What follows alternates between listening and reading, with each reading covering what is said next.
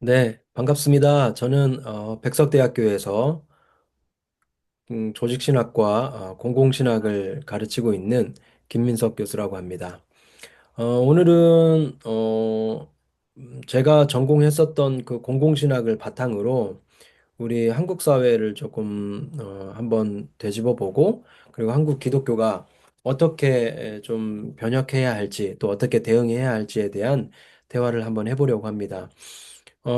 이 발표에 그 근본이 되는 논문이 있는데요. 그 논문은 제가 올 초에 그 릴리전스라고 하는 ANHCI 그 저널이 있습니다. MDPI에서 발간하는 저널인데요. 그 릴리전스라고 하는 그 저널에 제가 영어 논문으로 투고해서 출판되었던 그 논문을, 그 내용을 좀 중심으로 해서 오늘 발표를 준비하게 되었습니다.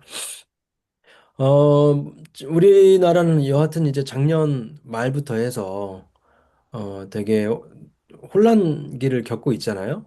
계엄부터 해서 지금 뭐 탄핵, 그리고 새로운 정부의 출범, 그 사이에 이제 에, 양쪽 그 진영이 많이 갈등하게 됐고, 기독교 안에서도 그런 갈등이 많이 에, 노출이 됐습니다. 그래서 기독교도 지금 제가 보기에는 되게 첨예하게 갈등을 겪고 있다고 생각을 하는데요. 이대로 그러면 가만히 있어도 될까? 이대로 그냥 두어도 될까? 저는 조금 변화가 있어야 한다라고 생각을 하게 됩니다. 그래서 오늘 제목을 샬롬 사회를 위한 보수 기독교의 정치 참여라고 이렇게 제목을 만들었습니다. 샬롬 사회는 뭐 우리 기독교가 늘 이야기하듯이 평화로운 사회를 우리가 구축해야 하는데 도움을 줘야 하지 않을까, 기여해야 하지 않을까, 교회가 그런 생각을 하게 되고, 또 하나님의 나라는 샬롬 사회일 게 분명하기 때문에 우리가 추구해야 하는 사회, 나라이지 않을까 싶어서요. 그리고 왜 보수 기독교로 조금 이렇게 포커싱을 했냐? 어, 뭐 우리 한국 기독교 전체를 논하자고 하면 사실은 짧은 시간 안에 또는 한 편의 어떤 논문 안에 담아내기가 상당히 어렵죠. 왜냐하면 우리 한국 교회 그 진영 논리를 따라가는 사람들도 있고 그렇지 않은 사람들도 있고 스펙트럼이 매우 넓기 때문에 다 보지는 못하겠고, 그러니까 최근에 이제 많이 화제되고 있는 극우 기독교가 이제 문제가 된다고 봤을 때, 그러면 구구 기독교가 아닌 보수 기독교. 그러니까 대부분 제가 보면 한국 기독교는 보수 기독교인 것 같아요. 진보 기독교인은 얼마 안 되는 것 같습니다. 제가 보면 여기 한신 기장 어, 목사님도 계시지만 제가 이제 한 가지 예를 들어드리면, 제가 전북 전라북도 전주에 있는 한 기장 측 교회에 가서 공공신학 특강을 한 적이 있어요. 그러니까 저는 되게 이제 기대를 하고 갔죠. 왜냐하면 진보적이라고 할 수 있는 기장교단이고, 또 진보적이라 할 수 있는 전라도기 때문에 그 두 개가 만났으니 얼마나 이 교회가 진보적일까라고 생각을 하면서, 제가 마음껏 공공신학을 강의해도 이분들은 뭐 박수 쳐주겠구나 이런 생각을 했었는데, 이제 강의가 끝나고서 장로님들과 함께, 목사님과 장로님들과 함께 차를 마시는데 저한테 그러시더라고요, 장로님들이. 근데 너무 센 거 아니냐고 그 얘기를 하시더라고요. 그래서 아니, 전라도이고 기장교회인데 이렇게 말씀하시나요? 이제 저는 되게 의아했던 경험이 있어서 나중에 이제 기장 측에 계신 목사님들에게 여쭤봤더니 기장교단도 뭐 교단 신학 또는 상징적인 대표적 교회 몇 개를 제외하고는 일반 교회들은 대부분 한국 교회의 그 성향을 따라간다. 그래서 대부분 보수적이다. 그런 이야기를 해주시더라고요. 근데 물론 이제 아주 극우처럼 나가진 않겠지만 그럼에도 불구하고 보수 성향을 띠는 게 사실인 것 같다. 이런 생각을 해보게 됩니다. 그래서 결국에는 기독교를 이제 나눠볼 때, 좌파 또는 진보, 기독교라고 우리가 이제 흔히 얘기할 때, 제가 지금 얘기하는 것은 학술적 용어가 아니고요. 그냥 우리 일상에서 일반인들이 쓰는 그 용어를 사용하겠습니다. 그런 의미의 용어를 사용하겠습니다. 왜냐하면 이해하기 쉽도록 하기 위해서. 그래서 진보 기독교 또는 좌파 기독교가 있게 되는 거고, 그 다음에 보수 기독교가 있고요. 이 대부분이 아마 저는 보수 기독교에 들어간다고 생각을 하고, 그 다음에 이제 극우 기독교가 있다고 생각을 합니다. 그러면 이제 극우와 보수 기독교가 조금 저는 다르다고 생각을 하는데, 극우 기독교와 조금 거리를 둬야 한다고 생각하는 게 저는 구분을 해줘야 된다고 생각하는 게 이제 저의 생각입니다. 그래서 보수 기독교가 올바르게 이제 하게 되면 우리 한국 기독교 전체가 좀 더 나은 모습을 보여줄 수 있지 않을까 싶은 생각을 하게 된 거죠.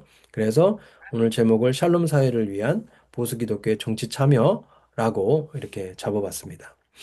어, 먼저 이제 샬롬 커뮤니티를 제가 한번 이야기해 보도록 할게요.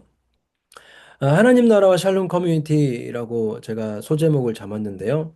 이제 여기 조무성 교수님이라고 계세요. 조무성 교수님이 이제 전인 건강 쪽에 많은 기여를 하고 계시는 교수님이신데 지금 은퇴하신 교수님이고 이분이 이제 하나님 나라는 샬롬 공동체의 전제다.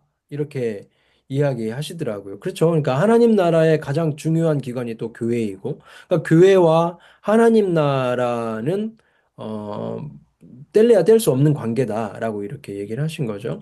그러면서 이제 그렇기 때문에 하나님 나라는 하나님 백성의 공동체인 교회와 삶의 전 영역에 하나님의 통치를 의미하게 되는 거죠.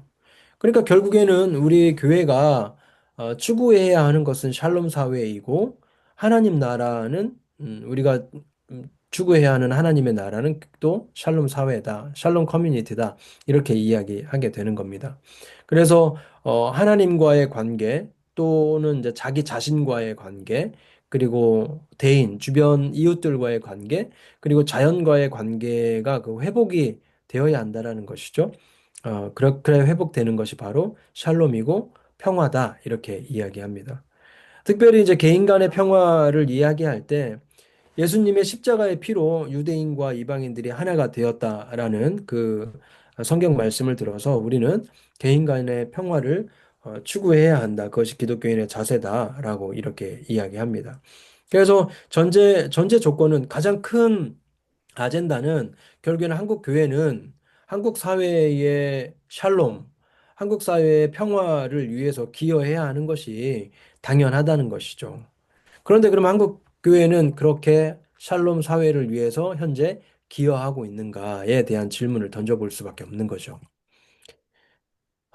그리고 이제 조사를 한번 몇 가지 조사를 살펴보니까요. 2020년, 24년도 8월 6일에 어, 조사된 그 통계 조사를 보면 종교계를 매우 신뢰한다 또는 다소 신뢰한다라는 그 퍼센테이지가 44%입니다. 요거는 기독교뿐만 아니라 다른 종교를 포함한 거예요. 근데 오히려 거의 신뢰하지 않는다라는 퍼센테이지가 51%가 됩니다. 그러니까 우리나라 사람들의 절반 이상은 종교를 신뢰하지 않는다 그런 거죠. 근데 특별히 이제 30대에서는 종교계를 거의 신뢰하지 않는다고 한 그 답이 더 큽니다. 그러니까 젊은이일수록 젊고 뭔가 좀 이성적으로 판단하려고 하는 사람들 사이에서 종교는 좀 무의미하고 무익하다라고 생각하는 사람들이 많이 있다라는 것이죠. 특별히 이제 사회 갈등을 해결하는 주체로 종교계를 꼽은 응답자는 1%가 안 돼요. 그러니까 우리는 보통 종교라고 했을 때는 사회에 어떤 갈등이 있을 때 그것들을 치유하고 좀 화합하게 해주고 중재 역할을 해주는 게 종교가 해야 하는 역할이다라고 우리는 생각을 하곤 하잖아요. 그런데 실제로는 그걸 기대하는 사람이 1%도 안 된다라는 것이죠. 그래서 오히려 그런 갈등 자리에 종교가 끼지 않았으면 좋겠다라고 생각하는 사람이 더 많아요. 그러니까 오히려 종교는 갈등의 요소가 돼버린 거예요. 뭔가 평화하고 연대 이런 화합 이런 것들을 위해 필요한 종교가 아니라 오히려 종교가 더 갈등을 불러일으키는 존재로 인식되는 성향이 많이 있다라는 것이죠. 특별히 이제 전석재 교수님에 의하면 이제 Z세대를 좀 더 집중적으로 조사를 했는데 기독교의 위에는 이제 종교 전반이라고 한다면 이 조사는 기독교에 대한 이제 조사인데요. 어, 기독교 매우 신뢰한다 5.7%밖에 안 돼요. 특별히 비기독교인 Z세대의 교회에 대한 호감도는 10%밖에 안 된다라는 것이죠. 저도 이제 백석대학교에서 가르치고 있잖아요. 백석대학교가 기독교 대학입니다. 그래서 저는 사실 처음에 백석대학교에 갔을 때 기독교 대학이기 때문에 기독교인 학생들이 되게 많을 줄 알았어요. 대부분 기독교인 학생일 줄 알았는데 아니더라고요. 보니까 제가 각 교실마다 들어가서 이제 강의할 때마다 기독교인 수 조사를 한번 해보는데 많은 반은 20%고 적은 반이 한 10% 되는 것 같아요. 그러니까 평균적으로는 한 15% 정도 되는 것 같습니다. 기독교인 비율이. 근데 이제 그 학생들이 이 기독교 교양 과목 수업을 들으러 올 때 매우 되게 반감을 가지고 오는 학생들이 매우 많다라는 거예요. 그러니까 이제 그 물어보면 기독교에 대한 호감이 별로 없어요. 오히려 되게 하면 안 돼. 특히 이제 최근에 뭐 이단들이 이 방송을 타고 이러는 걸 보면서 비기독교인들이 볼 때 이단들은 사실 구분을 잘 못합니다. 기독교와 구분을 잘 못하기 때문에 뭐 신천지라든지 JMS라든지 다 기독교의 한 교파 뭐 이런 정도로 생각을 하지 기독교 완전 다른 이단 사입이다 이렇게 생각을 잘 못하는 것 같아요. 이제 그래서 그런 어떤 인식들이 있어서 그런지 기독교에 대한 안 좋은 반감들이 더 많아지는 거죠. 특별히 이제 호감도가 없는 이유들을 볼 때 교회가 본질과 사명을 잃었다라는 거예요. 교회가 교회에게 바라는 본질이 있겠죠. 교회에게 바라는 사명이 있을 텐데 그것을 지금 우리가 볼 때는 그걸 다 잃어버린 것 같다라고 생각하는 거죠. 기독교인들의 말과 행동이 일치하지 않다. 말로는 정말 많이 이야기하는데 정말 좋은 이야기 많이 하는데 그렇게 삶을 살지 않는 것 같다 이렇게 이야기하는 거죠. 그래서 요즘 그런 이야기를 많이 한다 그래요. 저는 예수님은 좋아요. 성경은 참 좋은 것 같아요. 근데 기독교인은 싫어요. 이렇게 이야기하는 거죠. 그러니까 성경과 예수님은 좋은데 기독교인이 싫다. 그 얘기는 결국에는 기독교인들이 성경대로 살지 않는다라는 거, 예수님이 가르침대로 살지 않는다라는 걸 반증하는 게 아닌가 싶은 생각이 드는 거죠. 그리고 이제 또 하나가 교회가 이기적이고 폐쇄적이다. 그러니까 교회는 도대체 저 교회가 우리 동네에 있음으로 인해서 좋은 점이 뭐야? 여기에 대한 의문이 있는 거죠. 오히려 교회가 이 동네에 있음으로 인해서 일요일에 차만 밀리고 불법 주차돼 있어가지고 차도 못 나가고 뭐 이런 어떤 괜히 시끄럽기만 하고 이런 어떤 그런 모습들이 더 많다고 보는 거죠. 그리고 이제 자기들끼리만 으쌰으쌰 한다. 자기들끼리는 잘 모이는데 과연 저 모임이 우리 지역 사회에 어떤 도움을 주는가 여기에 대한 퀘스천 마크가 있다라는 거죠. 그래서 교회에 대한 호감도가 없어진다는 겁니다. 이건 좀 오래된 조사이긴 한데요. 오래됐다고 해봤자 2020년도입니다. 불과 5년 전인데요. 불교, 천주교, 개신교에 대한 이미지를 조사를 했는데요. 보니까 어, 불교 보면 뭐 온화한, 따뜻한, 절제하는 뭐 이런 대부분의 윤리적인 착한, 신중한 다 좋은 이미지잖아요. 하나 이제 조금 고지식한이라고 하는 이미지가 있긴 한데 이 이미지가 사실 그렇게 저는 부정적이라고 보진 않아요. 왜냐하면 어 뭐 좀 전통적이다 이런 의미일 수도 있기 때문에 저는 오히려 제가 클래식한 거를 좀 좋아하는 그런 개인으로서는 그렇게 나쁜 이미지는 아닌데 뭐 이런 생각을 하게 되는 거죠. 천주교도 마찬가지로 온화하고 따뜻하고 윤리적이고 가족적이고 깨끗하고 착하다. 온통 좋은 이미지만 있잖아요.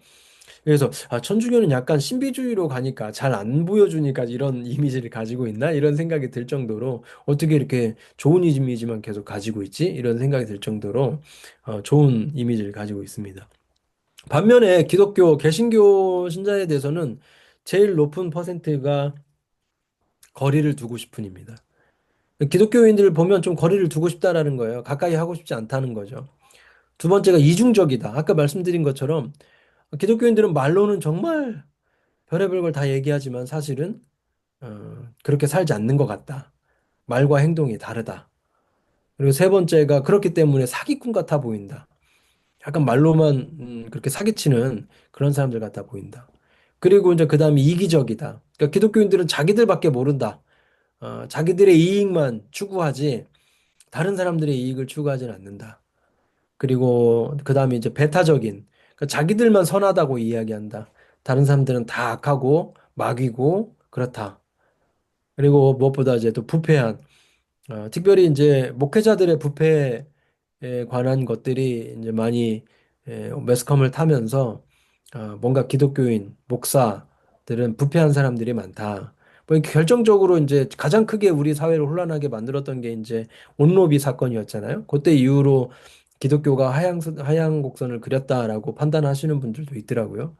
뭐 거기서 전국적으로 중계되는 그 청문회에서 뭐 권사님 뭐 이런 이야기들이 나오니까 그전에는 그런 걸 몰랐던 사람들도 매우 되게 충격을 받았던 그런 사건들이 있지만 최근에도 이제 계속해서 기독교 내에 그런 어떤 불법적인 행태 이런 것들이 많이 매스컴에 보도되면서 부패한 이미지를 가지고 있다라는 겁니다. 네.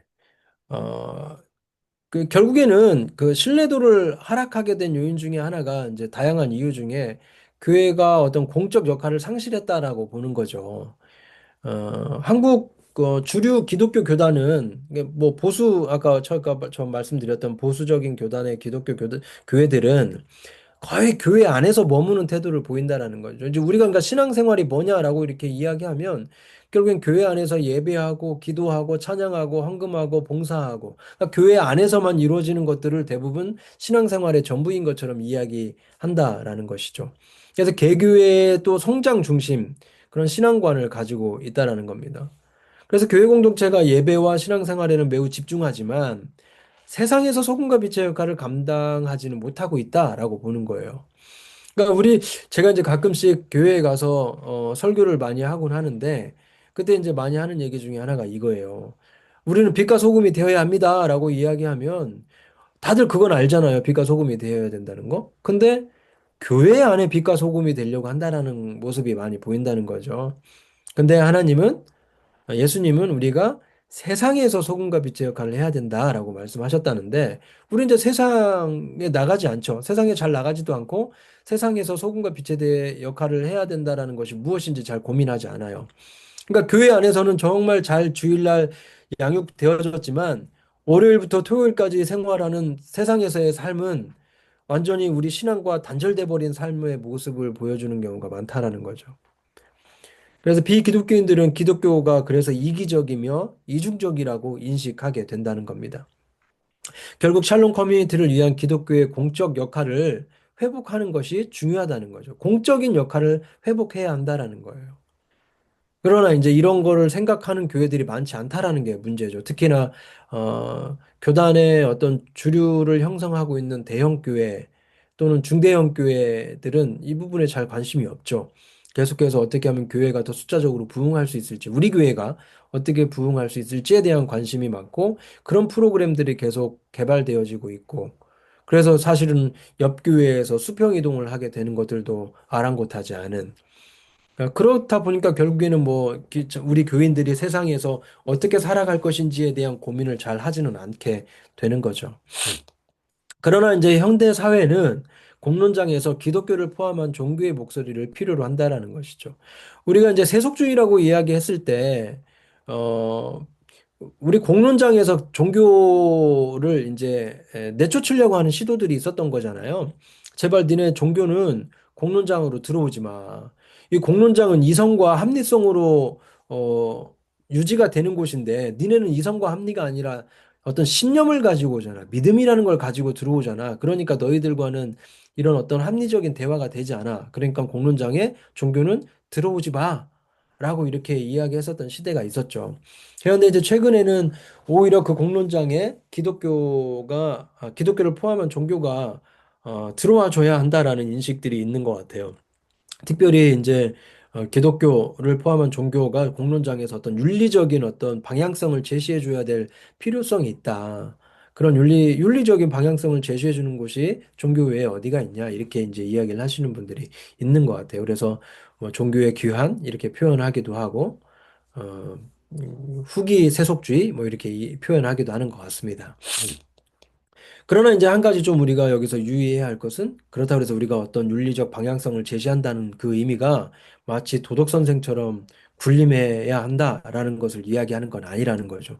이 두 가지의 미묘한 차이가 있는데 이걸 좀 구분했으면 좋겠다는 생각이 들어요. 한국 기독교인들이. 왜냐하면 좀 우리가 방향성을 윤리적 방향성을 제시해 주는 것으로 만족하고 그랬으면 좋겠는데 거의 뭐 이제 선과 악을 판단해 줘 버리는 그런 위치까지 가서 그렇지 않은 사람들에게는 이제 정지하는 상황까지 가게 되는 그렇게 되면 또 이제 공론장에서는 다시 오지 마라 이렇게 할 날이 또 많지 않겠죠. 길지 않겠죠. 특별히 이제 정치 참여 공론장이라고 하면 아무래도 이제 정치와 가장 또 깊게 연관이 되어 있잖아요. 우리가 인생을 살면서 정치 아닌 행위가 없다고 이야기하는데 특별히 이제 요즘은 제가 여기서 이야기하는 이제 정치 참여는 조금 더 눈에 띄는 정치 참여를 이야기해 보려고 합니다. 공론장에 참여하는 교회들은 양극단의 모습을 좀 빈번하게 보여주는 것 같아요. 그래서 7, 80년대부터 발전한 그런 민중운동에 치중하는 기독교, 특별히 이제 뭐, 기장직을 위시로 해서, 어, 진보적인 기독교 운동들이 많이 있었죠. 그래서 사실 우리나라 민주화에 되게 많은 중요한 역할들을 했고, 기여를 했다고 저는 생각을 합니다. 또 뭐, 노동자를 비롯한 소외계층에 대한 어떤, 관심, 또 그들의 인권, 뭐 이런 것들에 대한 큰 기여를 했었죠. 그런 기여들이 이제 에, 그런 기여들이 있음에도 불구하고 이제 대주류라고 할 수 있는 그런 어떤 보수적인 기독교의 입장에서 보면 좀 극단적으로 보이는 거죠. 왜냐하면 어, 예배가 곧 시위가 곧 예배이다 또는 뭐 그 시위가 곧 기도다. 이렇게 이제 치환을 하는 그런 성향들이 보이게 되는데 그러면 물론 이제 일부일 수도 있겠습니다만 보수 기독교가 이해하기로는 그렇게 이해를 한다는 거죠. 그러니까 저들은 사회 구원이 곧 구원이다라고 이렇게 생각하는 그런 경향이 있기 때문에 거기에 대한 어떤 반감들이 있는 거죠. 보수 기독교에서는. 아니, 예배는 예배고 사회운동은 사회운동이고 또 기도는 기도고 시위는 시위지 어떻게 시위가 기도를 대체해 버릴 수 있어? 라고 이렇게 생각하는 사람들이 있는 거죠. 보수 기독교 안에는. 그러나 이제 이런 어떤 좀 진보적인 교회, 기독교의 진보적인 이런 흐름도 최근에는 거의 약화됐다고 저는 보여요. 그래도 7, 80년대에는 그 한국 기독교, 진보 기독교가 그런 역할들을 많이 했었는데 이제 민주화가 돼버리고 어떻게 보면 아젠다를 잃어버린 게 아닌가. 이제 WCC에서 일하고 계시는 금태섭 교수님이라고 계시는데 그분을 제가 이제 스텔렌보시에서 공부할 때 만난 적이 있어요. 그때 만나서 그 민중신학은 오늘날에도 유효합니까? 라고 저는 제가 한번 질문을 해봤더니 뭐 그 교수님도 그렇게 말씀을 하시더라고요. 7, 80년대 그런 어떤 민주화라고 하는 어떤 아젠다가 있을 때는 민중신학이 매우 크게 기여하고 활발하게 에, 운동할 수 있었으나 최근 이제 뭐 민주화된 우리나라 안에서는 그 역할과 기여와 힘이 조금 빠진 것 같다. 그래서 민중신학도 이제 새로운 길을 좀 모색할 때가 된 것이 아닌가 이런 이야기를 하시더라고요. 그러니까 아마 그런 어떤 상황이 지금 우리나라에 있지 않은가 싶은 생각이 듭니다. 근데 반면에 극우적 기독교 정치 운동이 매우 급격하게 성장해버린 거죠. 특별히 이제 문재인 정부일 때 광화문에 있는 태극기 시위 운동을 기점으로 해서 정말 크게 성장을 해버린 거죠. 극우 기독교 정치가. 그래서 지금 현재는 이제 어떤 극좌의 어떤 운동 이 문제가 아니라 그 위에 어떤 기독교 운동이 사회의 큰 문제로 지금 대두되고 있다 이렇게 볼 수 있겠습니다. 근데 극좌든 극우든 양측 모두 지나치게 어떤 정치 의존적이고 이데올로기적이라는 데 좀 문제가 있다고 저는 생각을 하는 거죠. 그러니까 어떤 복음이 무엇을 말하고 있는가, 또 성경이 무엇을 말하고 있는가, 기독교가 추구해야 될 것이 무엇인가라는 게 좀 더 상위 카테고리에 있는 게 아니라 오히려 상위 카테고리에 정치가 있고 그 정치에 복종하는 그 정치에 따르는 그 정치를 뒷받침해주는 기독교가 돼버린 것 같다라는 생각이 드는 거죠. 특별히 최근에 극우 운동을 하시는 분들을 보면 과연 저분들이 기독교인이 맞을까 싶은 생각이 들 정도로 어, 어떤 성경에는 별 관심이 없고 오히려 그 이데올로기 안에 잠식되어서 성경 자체도 그렇게 해석하고 하는 그런 일들이 이루어지는 게 아닌가 싶은 생각이 들더라는 거죠. 그러다 보니까 이제 신앙의 언어를 정치 이데올로기로 쉽게 환원하는 일들이 벌어지게 되고 그래서 정치가 곧 신앙이 돼버리는 거죠. 그러니까 성과 악의 대결 구도로 설정해가지고 내가 아니면 상대는 악마화 해버리는 거죠. 악마와 대화를 할 수 있습니까?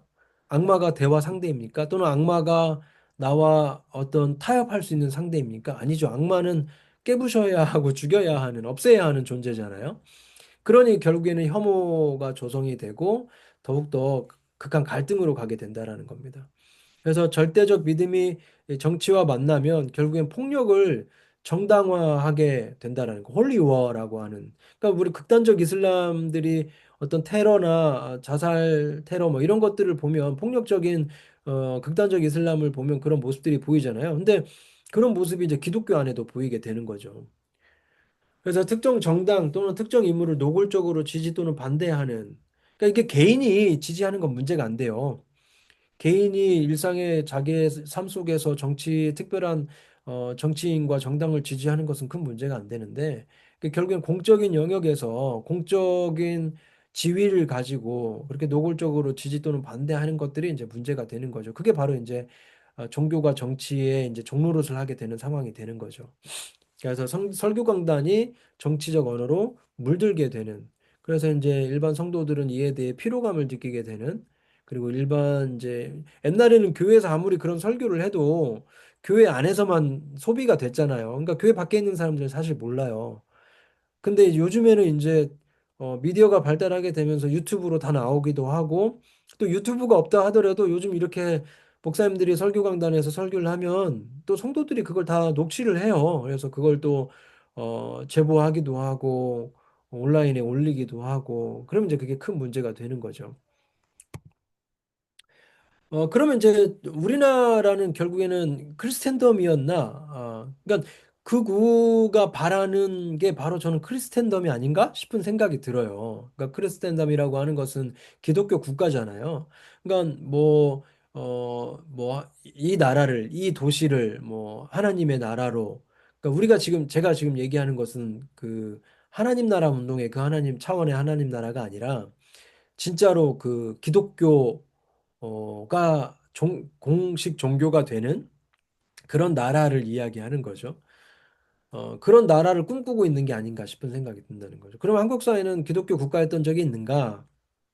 사실 크리스텐덤이라고 볼 수는 없죠. 왜냐하면 유럽의 크리스텐덤을 보면 이제 국가 종교가 정식 종교가 기독교이고 그랬을 때 이제 우리를 그런 걸 그래서 정치나 사회나 법이나 이런 모든 것들이 이제 성경에 기반을 두는 그런 사회인 적이 우리는 한 번도 없잖아요. 그러나 그런 서구 사회처럼 그런 모양의 기독교 국가였던 적은 아니었지만 해방과 한국 전쟁을 거치면서 미국과 기독교의 강력한 원조를 받게 되잖아요. 그리고 그 원조들을 나눠주는 데 있어서 기독교 교회가 많이 기여를 하게 됐고, 그래서 좋은 되게 어떤 수혜자의 그런 인식을 갖게 된 거죠. 그리고 대통령과 국회의원을 비롯한 사회 지도층에 기독교인이 다수 포진했고, 뭐 이승만 대통령부터 해서 초대 국회의장, 뭐 이런 사람들이 국회의원 이런 분들이 이제 기독교인들이었던 거죠. 그래서 이제 뭐 기독교에서는 가장 자랑스럽게 여기는 것 중에 하나가 우리 한국 최초 정부는 기도로 시작했다 이렇게 이야기하는 경우가 있는 거죠. 그래서 어떻게 보면 기독교가 한국 사회 주류 종교로 부상하게 되었고 그래서 이제 한참 기독교가 흥왕했을 때 어떤 절정에까지 부응했을 시기에는 거의 기독교 국가처럼 보이죠.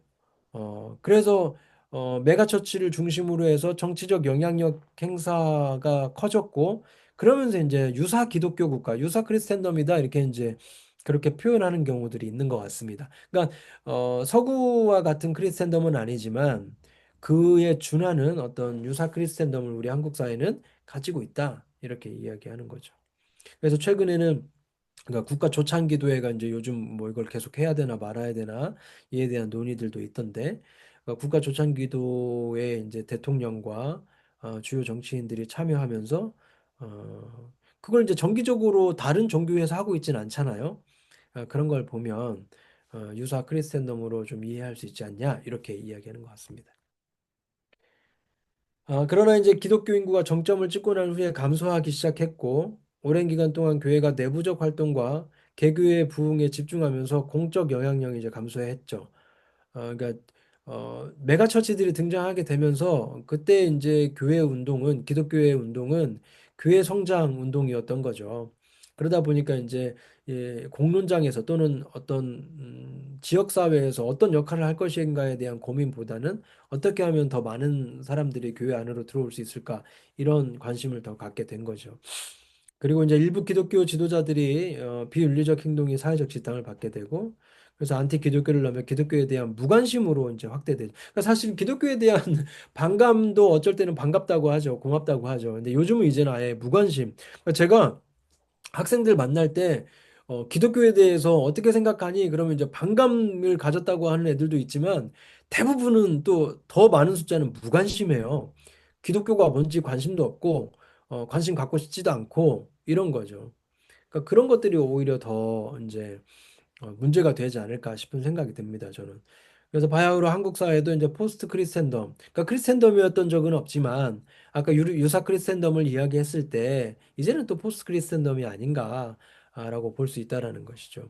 그럼에도 불구하고 여전히 기독교의 그 정치적 운동은 크리스텐덤 시대의 방법을 고수하고 있다. 그러니까 힘으로 어떻게 해보려고 하는 숫자로 어떻게 해보려고 하는 기독교 운동. 그래서 광화문과 각 지역에서 이제 새를 규합해서 기독교인들이 광장에 나와서 기독교의 목소리를 바라는 이런 방법들을 고수하고 있다라고 보는 거죠. 그래서 이제 약간 호전적이고 독선적이고 또 이제 강압적인 그런 이미지를 주고 있다라는 겁니다. 저는 이게 좀 안타깝게 봐요. 저는 개인적으로 이런 기독교 운동이 왜 이래야 할까? 지금 이렇게 한다고 해서 와, 기독교 힘 있구나. 아, 기독교 대단하네. 우리도 기독교 편을 들어줘야겠다. 이런 생각을 할까? 오히려 저렇게 모이면 모일수록 더 기독교에 대한 반감만 생기지 않을까? 저는 그런 생각이 들거든요. 그래서 오히려 뭐 나중에 다시 제가 결론 부분에서 이야기하겠지만 지금은 이제 어떤 세를 규합하는 운동보다는 사회 저변에서 각자의 위치에서 선한 역할을 하는 것으로 그런 방법으로 대치되어야 되지 않을까 저는 그런 생각이 드는 거죠. 그리고 이제 한국 사회는요, 다원주의 사회라는 걸 좀 많이 잊고 산다라는 것 같아요. 한국 사회는 한 인종, 한 언어, 한 문화 안에 있는 한민족이라는 의식이 강하죠. 그래서 제가 이제 그 여러분들 그 어, 젊은 학생들이 왕따 문화가 잘 이해가 안 갈 수 있잖아요. 근데 저는 되게 이해가 잘 가요. 왜냐하면 우리 한국 사회는 한민족이고 한 문화이고 한 언어이기 때문에 다양성이 잘 인정받지 못하는 사회예요, 기본적으로. 그래서 특별한 생각을 하면 특별한 행동을 하게 되면 왕따를 당하는 기가 정말 쉽습니다.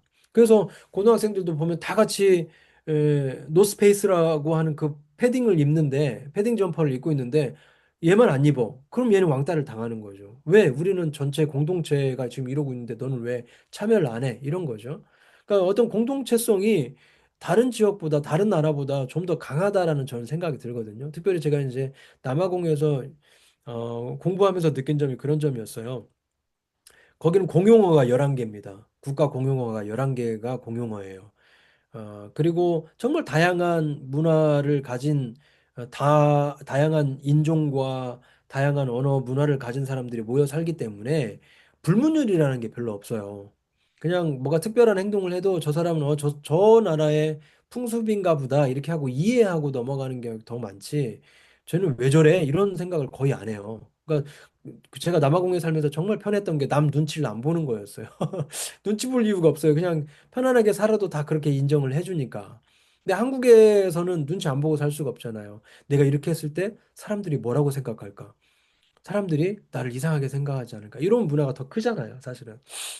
그러다 보니까 우리는 뭔가 그 불문율이라는 게 많고 그것을 벗어나는 것을 허용하지 않는 거죠. 그러니까 다양성이라는 걸 잘 허용하지 않는 문화인 것 같아요. 근데 이제 최근에는 이민자들이 급속히 늘어나기도 하고 그래서 다문화 사회로 가고 있잖아요. 지금 이민자가 뭐 공식적으로만 200만 명이라고 얘기하는 것 같은데 뭐 실제적으로는 더 많다고 하고 갈수록 더 많아지겠죠. 그리고 이제 또 젊은이들은 사실 젊은이들 자체가 이제 우리 문화와 많이 다르잖아요. 그런 면에서 또 다양한 다양성이 존중되어져 가는 그런 사회로 나아가고 있다는 거죠. 그래서 이제 그런 현대 민주주의 사회에서는 그들의 문화와 종교를 억압할 수 없는 상황이 되는 거죠. 전에는 이제 국가 공동체성이 더 강하게 여겨졌기 때문에 거기에 복종하도록 강압적으로 할 수 있었지만 지금은 이제 그럴 수 없는 상황이잖아요. 그러면 이제 어떻게 그런 상황 속에서 그냥 종교 간의 어떤 사회적 힘겨루기를 계속 하고 산다고 하면 우리 사회는 어떻게 될 거냐는 거예요. 더 극단적인 갈등의 사회로 가겠죠.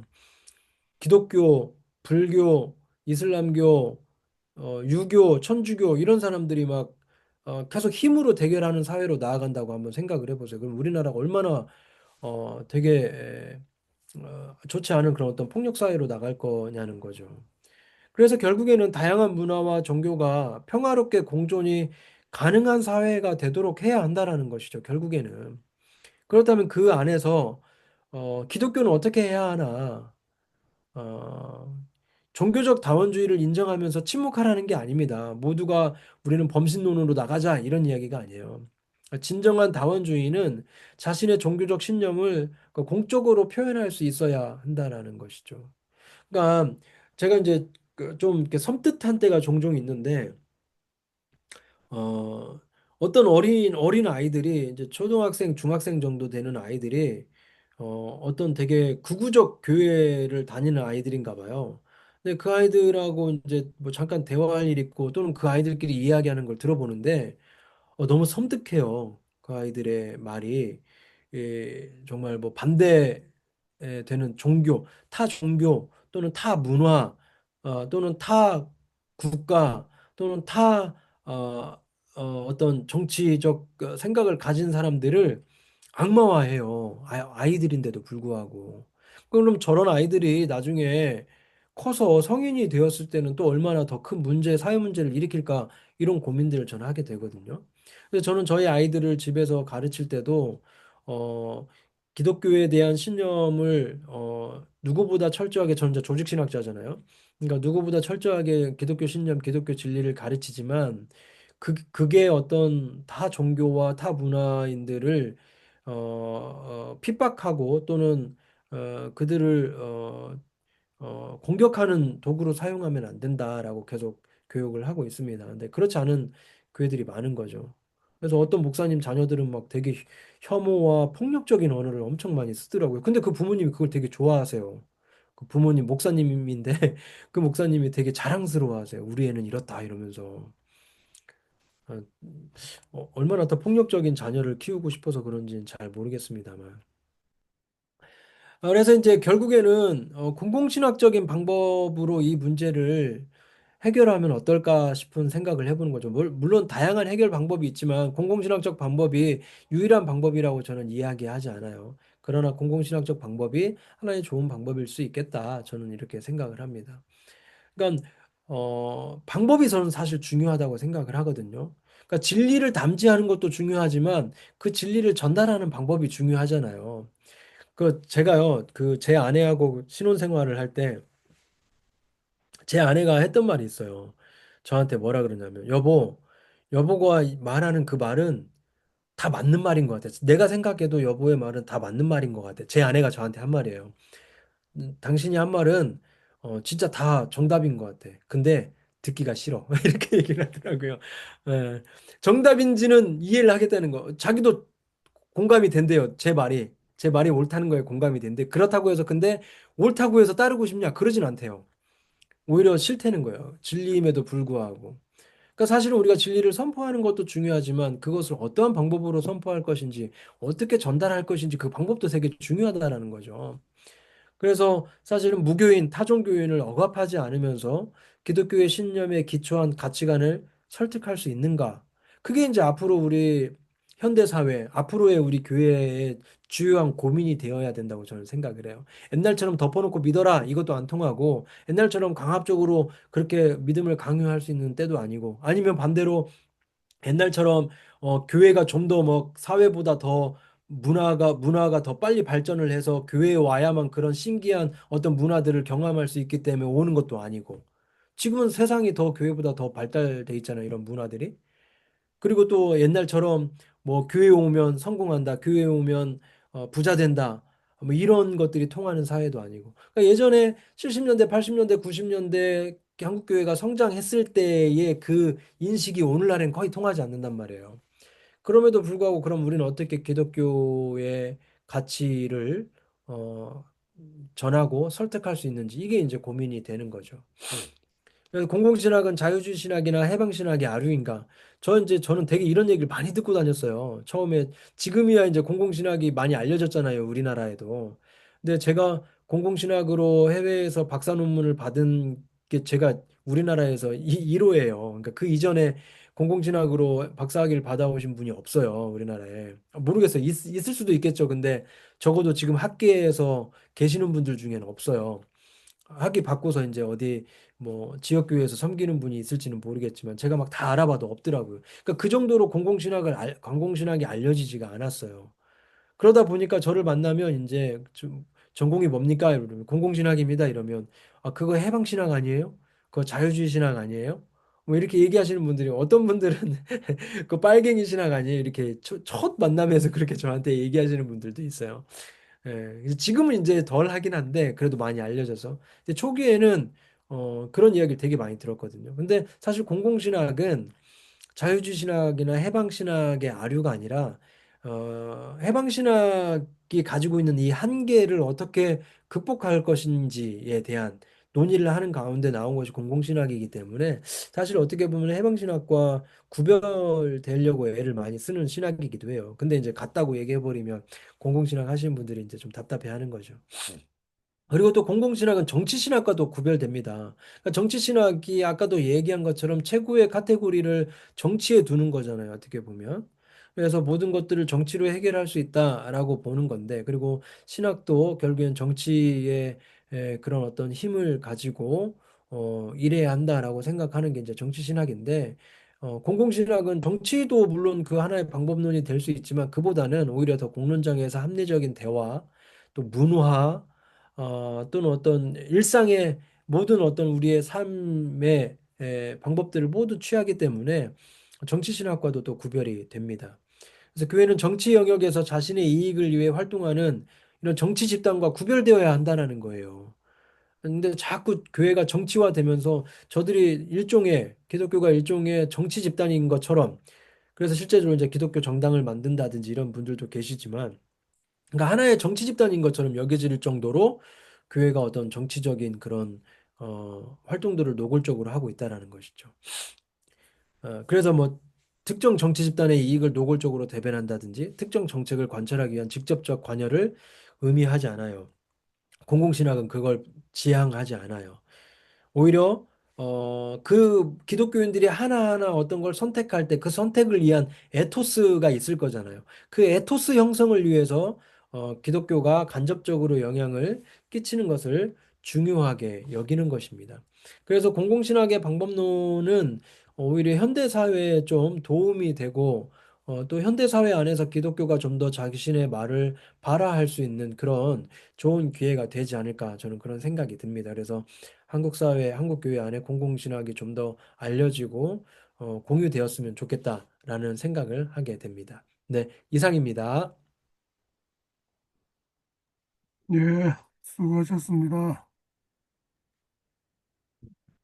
예, 뭐 질문도 있을 것 같고 또 어떤 좋은 제안도 있을 것 같은데 좀 질문들 좀 하시죠. 제가 들어볼 때 아주 정리를 이렇게 깔끔하게 이렇게 잘 한 것 같아요. 상당히 많은 부분은 우리가 익히 잘 알고 있는 것이기도 하지만 아주 정리를 잘 해주신 것 같습니다. 어, 참 우리나라의 지금 현실을 보면 특별히 이제 그 기독교계를 보면 이래가지고 기독교가 얼마만큼 지탱할 수 있을까 이런 생각이 많이 듭니다. 아까 뭐 이제 강의하면서 뭐 대충 나왔지만은 제가 신앙생활 시작한 게 1970년대 후반이거든요. 그래서 50년이 이제 다 돼가는데 그때하고 지금하고 너무 다르고요. 그때 제가 들었는데 소문 가운데 하나가 이화여대 졸업생들이 제일 선호하는 신랑이 목사였어요. 그런데 지금은 제일 기피하는 아마 직업이 아마 목사가 아닌가 그렇게 생각합니다. 지금 많은 목사님들이 개척교회나 미자립 교회는 사모님들이 일을 많이 하고 또 목사님 그 당사자들도 투잡을 하고 하는 이제 그런 경우가 많이 있죠. 저는 개인적으로 일단 이제 우리나라의 그 기독교가 왜 이렇게 되었을까? 제가 생각할 때는 아까보다 이제 되게 이야기는 됐지만은 간단하게 이야기하면 신학의 어떤 문제고 신앙관의 어떤 근본적인 오해가 있었다. 그러니까 그걸 더 압축해서 이야기하자면 믿음으로 구원받는다고 하는 그 어, 오직 믿음이라고 하는 그 구호 종교개혁가들이 이야기한 그것을 심히 오해했기 때문에 이런 결과가 나오지 않았나. 그리고 실제 보면은 야고보서를 설교하는 교회가 많지 않은 것 같아요. 별로 없는 것 같아요, 오히려. 그래서 저는 이제 야고보서만 그거는 뭐 설교를 안 해도 쭉 보면은 너무나 명명백백하게 그 믿음이 무엇인지 그런 것을 잘 설명하고 있는 서신인데, 보면은 목사님들조차도 그 믿음으로 구원받는다고 하는 그 성경적인 개념을 상당히 오해하고 있는 이제 그런 것들을 실제도 경험하기도 했고요. 그런 것들이 가장 큰 원인이 아닌가. 저는 일단 그렇게 좀 제 나름대로 진단을 하고 있습니다. 맞습니다. 예. 네, 저랑 이제 친한 제가 좋아하는 교수님, 자주 교제하는 교수님 권영경 교수님이라고 예, 예, 계시는데, 네, 숭실대 예. 예. 권영경 교수님이라고 계시는데, 그분이 제 이제 MDB 때 선생님이세요. 근데 지난주에도 찾아뵙고 왔었었는데, 그분이 초기에 썼었던 책이 행위 없는 구원이라고 예, 하는, 캐셔 마크 붙인 거. 그거 네, 가지고 캐스처마크에 붙인, 그 저기 행위구원자하고 뭐 네, 그래서 욕을 많이 엄청 하고 행위 있습니다. 구원자라고 엄청 이렇게 공격을 예, 받았던 경우가 예, 있는데, 사실 이제 그게 저는 맞다고 생각을 하고요. 그런 부분들이 오해되었기 때문에 결국에는 구원파적 어떤 그런 구원론을 우리가 가지고 있는 것이 아닌지 그런 생각을 합니다. 맞는 것 같아요. 그게 이제 주요한 역할을 했다라고 저는 생각을 합니다. 채팅으로 질문이 하나 왔네요. 예. 예. 질문에 먼저 답을 아, 하시죠. 예, 예. 백석대학교에 다니는 학생 중에 기독교인이 10% 정도라고 하는데, 그럼 나머지 학생들은 왜 백석대를 선택하는 것일까요? 어, 뭐 그러니까 그 한 20%의 그 기독교인들은 기독교 학교여서 좋아서 오는 학생인 것 같아요. 대부분 기독교인들이 오는 이유는 기독교 학교여서 오는 것 같고, 그래서 좋아서 오는 것 같고, 80%는 그렇지 않아요. 기독교를 싫어하는 학생들도 많고, 그래서 제가 물어보면, 그럼 기독교 학교인 거 몰랐냐? 알았다 그래요. 그리고 그러면 여기 오면 채플도 드려야 하고, 기독교 교양 과목도 들어야 되는 거 몰랐냐? 그러면 대부분 요즘은 알고 와요. 몇 년 전만 해도 모르고 온 학생들이 많이 있었대요. 근데 최근에는 이제 그 인터넷상에 다 이제 공개가 되고 이러기 때문에 대부분 알고 오는 것 같아요. 이제 그럼에도 불구하고 왜 오냐 이제 했을 때는 뭐 가장 큰 거는 이제 그 학교의 그냥 위치나 그러니까 뭐 인서울이 아닌 경우에는 그래도 천안의 이제 백석대학교가 좀 갈 만한 학교인가 봐요. 그래서 아마 그래서 오는 것 같아요. 그 지역 천안 지역의 학생들과 그러니까 저희 백석대가 거의 한 절반 정도가 천안 충남 출신이고요. 절반 정도가 수도권인데 이제 수도권에서 이제 내려올 수 있는 어떤 마지노선인가? 뭐 이렇게 생각이 들어요. 그래서 아마 그래서 더 오는 것 같습니다. 기독교 학교에서 배우는 것에 대한 만족도는 별로 좋지 않죠. 그렇게 좋아 보이지 않습니다. 만족도는 좋아 보이지 않고. 그러니까 이제 제가 말씀드리는 게 그거예요. 저희 학교는 이게 지금도 녹화가 되고 있나요? 예, 지금 녹화되고 있어요? 예, 좀 조심스럽긴 예, 예. 한데 그 만족도 강의 평가 만족도가 이제 공개가 돼요. 교수님들에게 공개가 되는데 대부분의 이제 기독교 교양 과목을 가르치는 교수님들의 만족도가 매우 낮습니다. 한 250명 중에 200등 안에 들어오는 분이 거의 없어요. 당연히 안 좋겠죠. 반대로 생각해 보면 우리 아들들이 원광대에 가가지고서 필수로 불경을 들여야 된다든지 뭐 이런 걸 동국대 갔다 그래서 막 불경을 외워야 한다든지 뭐 이런 일들이 있으면 당연히 그 과목이 좋은 평가로 나오지 않겠죠. 그래서 만족도가 매우 낮아요. 그리고 또 그게 이제 필수다 보니까 더 반감도 심하고요. 그래서 대부분의 기독교 학교들이 그걸 포기했습니다, 사실은. 그래서 채플도 다른 형식으로 진짜 예배 형식이 아니라 유사한 뭐 문화 채플 뭐 이런 이름으로 해서 유사한 채플 형식으로 바꿨고 기독교 교양 수업도 시수를 줄이거나 또는 선택으로 이렇게 바꿨는데 저희 학교는 여전히 계속 필수고 채플도 정식 그 예배 형식으로 그렇게 하고 있거든요. 그러니까 이제 저항도 많아요. 사실 다른 학교에 비해서 저항도 많고. 근데 저는 꼭 그게 나쁜 것만은 아니라고 생각이 드는 게 저도 처음에 갔을 때 아까 말씀드린 것처럼 기독교 교양 과목이 250명 중에 200등 안에 드시는 분이 거의 없다라고 했는데 저는 이제 이거 공공신학적인 방법을 가지고 기독교 교양 과목 강의를 했어요. 그래서 어 제가 좀 이렇게 여러분들 좀 이렇게 그 기분 나쁘게 들릴 수도 있겠습니다만 250명 중에 제가 10등을 했어요. 기독교 교양 과목으로. 그러니까 이게 불가능한 건 아니다. 그러니까 그 250, 250명, 250명의 교수 중에 10등을 강의 평가로 그것도 그 기독교 교양 과목으로만 10등을 했다라는 건 전무후무하거든요, 지금도. 근데 근데 그게 이제 어떤 방식의 저는 차이라고 생각을 하는 거예요. 그러니까 비기독교인 학생들이 그냥 기독교 자체에 반감이 있는 게 아니라 어떤 강압적이고 어떤 말도 안 되는 거를 막 믿으라고 강요하고 이런 것들이 안 좋은 인식을 갖게 만드는 거지. 저는 공공신학적인 방법론을 써서 강의를 했더니 학생들이 좋아해요. 그래서 사실 그 학생들이 강의를 평가하는 방법이 두 가지가 있는데요. 하나는 그 학교에서 공식적으로 하는 강의 평가예요. 근데 그거는 대부분 이렇게 막 예, 자세히 하진 않아요. 근데 그보다 더 중요한 게 이제 에타라고 있어요. 에타. 에브리타임이라고 하는 게 있는데 그게 이제 앱이에요. 근데 그건 학생들만 들어갈 수 있어요. 학교에 학생으로 인증된 학생들만 그 학교의 앱으로 들어갈 수 있어요. 그러니까 교수들도 못 들어가요. 못 봐요. 근데 거기에서는 강의 평가가 아주 적나라합니다. 막 교수 욕도 많이 하고요. 근데 거기에 제 강의가 이제 제 강의도 있죠, 당연히.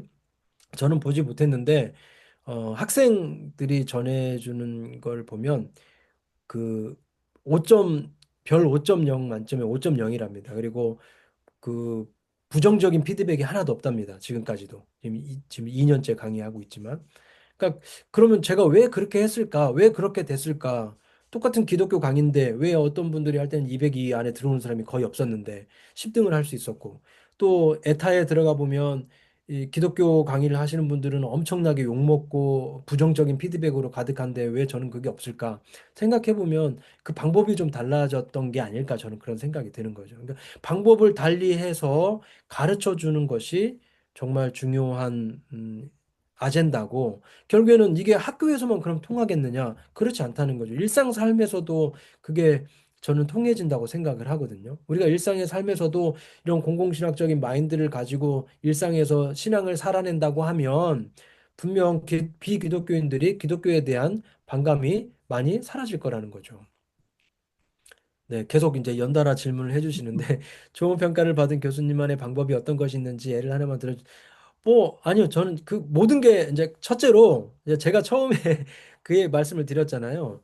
기독교인이 대부분일 거라고 생각을 하고 학교에 갔다고. 근데 첫날 갔는데 첫날 수업 시간에 딱 들어갔는데 분위기가 너무 쎄한 거예요. 표정들도 막 다 굳어 있고 막 되게 화난 표정들로 앉아 있는 거예요. 그래도 그럴 게 이제 자기들이 듣고 싶은 수업이어서 온 게 아니잖아요. 어쩔 수 없이 필수기 때문에 지금 어쩔 수 없이 앉아서 들어야 하는 거니까 짜증나는 얼굴들이 막 있겠죠. 근데 저는 그것도 모르고 강의를 준비를 어떻게 했냐면 거의 저희 교회에서 강의하듯이 준비를 한 거예요. 그래서 막 히브리어 들어가 있고 헬라어 들어가 있고 이스라엘의 역사 들어가 있고 막 이런 이제 강의를 준비를 한 거죠. 근데 그렇게 했다가 난리 나게 생긴 거예요. 보니까 분위기를. 그래서 제가 거기서 처음 그 조사를 해본 거예요. 기독교인 몇 명이나 되는지. 했더니 뭐 많은 반이 20%, 적은 반이 10%밖에 안 되는 거죠. 그럼 이 수업을 제가 할 수가 없는 거예요. 해봤자 알아듣지를 못해요. 예를 들면 이 학생들이 어느 정도냐면요. 제가 이런 얘기를 했어요. 저는 아내하고 같은 교회에서 만나가지고요. 그 교회에서 같이 신앙생활을 했어요. 이렇게 얘기했더니 끝나고 나서 어떤 학생이 이제 피드백에 뭐라고 남겼냐면 기독교인들은 참 신기하네요. 왜 교회에서 신혼생활을 하나요? 이렇게 얘기를 한 거예요. 그러니까 신앙생활이라는 단어를 모르기 때문에 그걸 신혼생활이라고 들은 거예요. 그러니까 이 정도로 우리가 그냥 기독교인들은 너무나도 평범하게 너무나도 익숙하게 쓰는 이 단어들이 비기독교인들에겐 되게 이해가 안 가는 단어들인 거죠. 제가 그 수업 시간에 학생들이 이제 수업을 끝나고 나면 거의 한 학기당 한 10명 정도가 저한테 찾아와요. 교회 가보고 싶다고. 또는 기독교가 더 궁금하다고 찾아와요. 제가 교회 가라는 얘기를 절대 안 하거든요. 수업 시간에도. 교회 얘기도 잘 안 해요. 근데 끝나고 한 학기가 끝나면 오면은 지들이 찾아와요. 교회 가보고 싶다고. 그래서 한 10명 정도가 되는데 이제 지역 교회 각 동네에 있는 교회를 연결해 주기도 하고 제가 다니고 있는 대학 교회에 같이 데리고 가기도 하는데요. 문제는 뭐냐면요. 데리고 가도 5주 이상을 못 버텨요. 5주 이상을 못 버텨요. 왜 못 버티는지 아세요? 못 알아들어요. 뭔 말인지. 그러니까 옆에 제가 이제 이제 소개해달라 그래서 그래 그럼 우리 교회 같이 가자고 해서 제 옆에서 예배를 드리는데 한, 한 5주까지는 의리상 앉아 있어요. 그래도 교수님이랑 같이 온다고 했으니까 예배 드려야지. 근데 5주 이상은 와서 저한테 얘기해. 솔직하게. 교수님, 솔직히요. 너무 지루하고 뭔 말인지도 모르겠고요. 모르겠어요. 하고서 그냥 가요. 그게 이제 저는 그래서 제가 개척하게 되면 우리 신대원에서 교회론 강의할 때 신대원생들에게 개척하게 되면 그 틈새를 좀 찾았으면 좋겠다. 그 얘기를 하는 게 그런 이유거든요. 그러니까 교회들이 대부분 교회를 개척한다 하더라도요.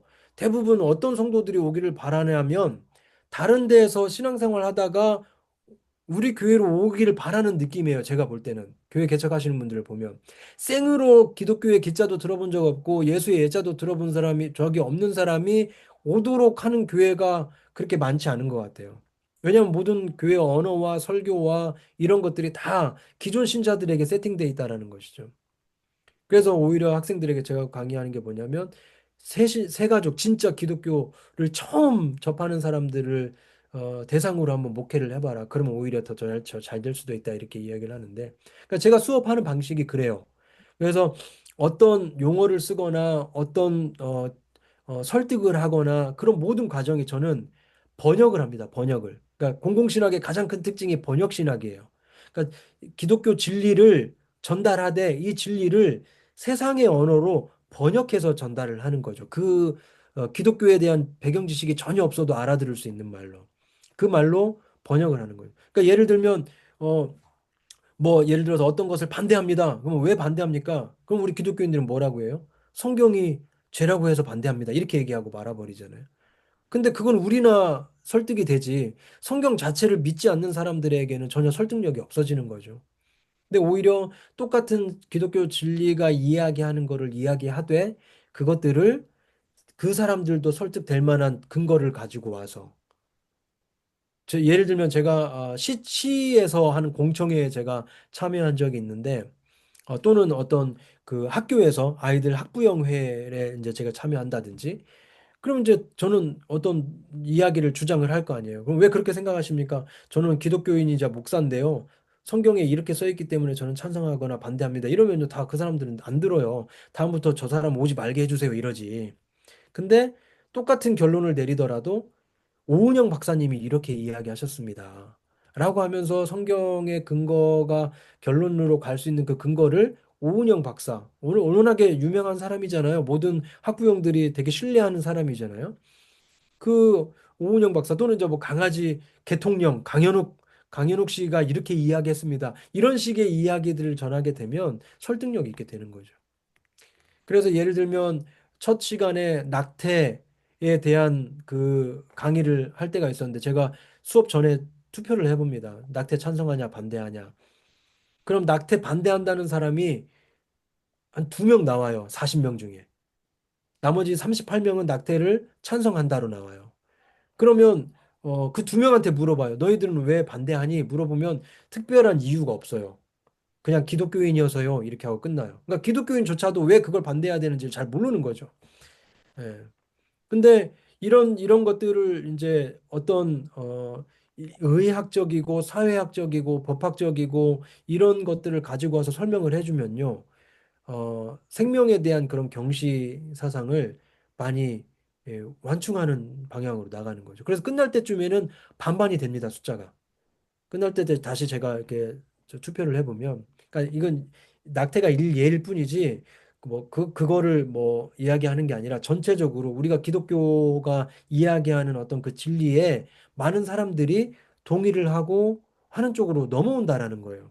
그래서 그 학생들이 하는 얘기가 뭐냐면, 기독교가 저는 지금까지는 되게 말도 안 되고, 기독교가 그냥 꽉 막힌 거라고 생각을 했는데, 그렇지 않네요. 대화가 되네요. 설득력이 있네요. 이렇게 이야기한다니까요. 아니, 결국 우리가 일상의 삶 속에서도 이 일반 우리 비기독교인들을 만나는 그런 관계 속에서 이런 비종교적 언어로 그러나 종교적 신념이 드러나야 하겠죠. 맨 마지막에는 결과는 똑같아야 하겠죠. 그러나 그들이 이해할 수 있고 그들이 설득될 수 있는 언어로 번역해서 대화하는 것이 중요하다고 생각하는 거죠. 무엇보다도 그와 함께 우리의 행동이 그걸 뒷받침해 줘야 되죠. 저는 학생들 만나면서 한 번도 수업 시간에 반말을 해본 적이 없어요. 그 학생들에게. 지금도 뭐뭐 했어요. 이렇게 얘기해요. 이름을 불러주면서 민석쌤 이거 했어요. 이렇게 이야기해요. 그렇게 이야기하는 교수들이 많지 않거든요. 대부분. 근데 이제 그것도 하나의 좋은 이미지를 줄 수 있는 거고 그리고 수업 강의 커리큘럼도 학생들하고 상의해서 많이 짜기도 하고요. 그래서 학생들이 원하는 게 어떤 건지 그래서 그런 것들을 백분 반영할 수 있도록 준비하고 그래서 저는 매 학기마다 반마다 커리큘럼이 달라져요. 그러면 이제 본인들이 되게 존중받고 있다라는 생각을 하게 되는 거죠. 그러니까 어떤 우리가 사업을 해도 마찬가지잖아요.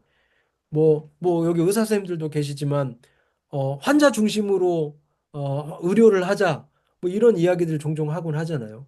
또 마케팅도 마찬가지고 회사도 마찬가지고. 그러니까 수익자 또는 어떤 소비자 중심의 어떤 그런 마케팅을 하고 그런 사업을 하는 것처럼 그들의 눈높이에 맞춰서 우리가 기독교 신앙을 이야기하는 게 전달하는 게 정말 중요하지 않을까.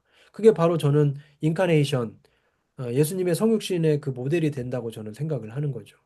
그래서 우리 기독교는 세상을 변혁시키고 세상에게 우리가 뭔가를 설득하려고 할 때는 예전의 방식인 초기에 얘기했던 힘으로 세를 규합해서 우리가 이렇게 사람이 많아, 우리가 이렇게 힘이 세, 우리가 이렇게 정치적인 영향력 있어 이게 아니라 오히려 인카네이션 섬김의 리더십으로 서번트 리더십으로 오히려 섬기면서 기독교를 변증하고 기독교를 기독교를 설득해야 하지 않을까. 그것이 더디지만 궁극적으로 먹혀 들어가는 방법이라고 저는 생각을 하고요. 그게 또 성경적이라고 생각을 하고요.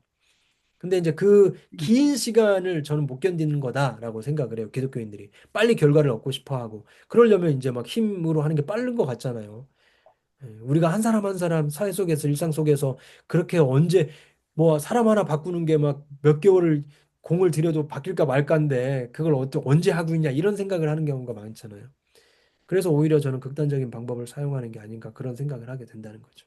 예, 방금 이야기하신 거 딱 두 가지로 요약할 수 있는데, 거기, 어, 언어를, 종교적인, 신앙적인 언어를 이제 번역해야 된다는 거하고, 그 다음에 상대방을, 사람을 이제 존중해 줘야 된다는 거, 가만 생각해 보니까, 그게 바로 예수님이 하신 일 같아요. 맞습니다. 첫 번째 인카네이션 하셨고, 그 다음에 예수님 사역이 전부 다 사람들을 이렇게 존중하고, 아주 비천하고, 그 당시에 저기 소외된 사람들에 대해서 관심을 많이 가지고 한 그런 것이고, 이거 뭐 제 개인적인 이야기지만 잠시 하고 좀 지나가고 싶은데, 제가 11월 1일부로 이제 병원을 옮겼어요.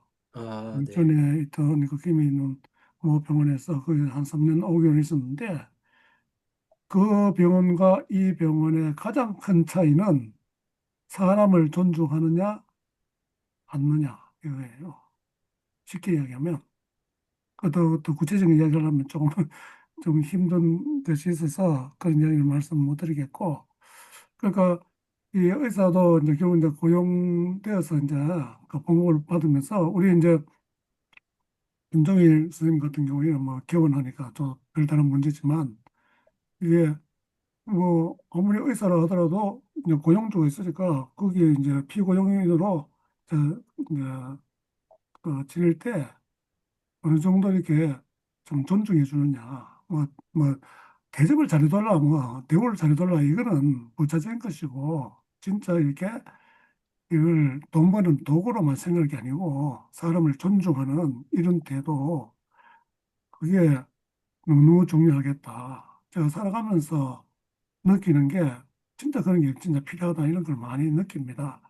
아까 이제 그 학생들한테 이게 다 존댓 말씀드렸는데 그거 참 대단한 거고요. 저는 이제 또 뭐 그렇진 않았지만은 제 아내한테는 계속해서 존댓말 씁니다. 아내가 오히려 한 번씩 말 놓을 때가 있지. 계속해서 저 존댓말 넣습니다. 예, 하나의 에피소드를 말씀드렸고요. 우리 저 마이크 켜신 이진관 교수님 먼저 마이크를 켜셔서 하실 이야기 있으면 좀 하시면 좋겠습니다.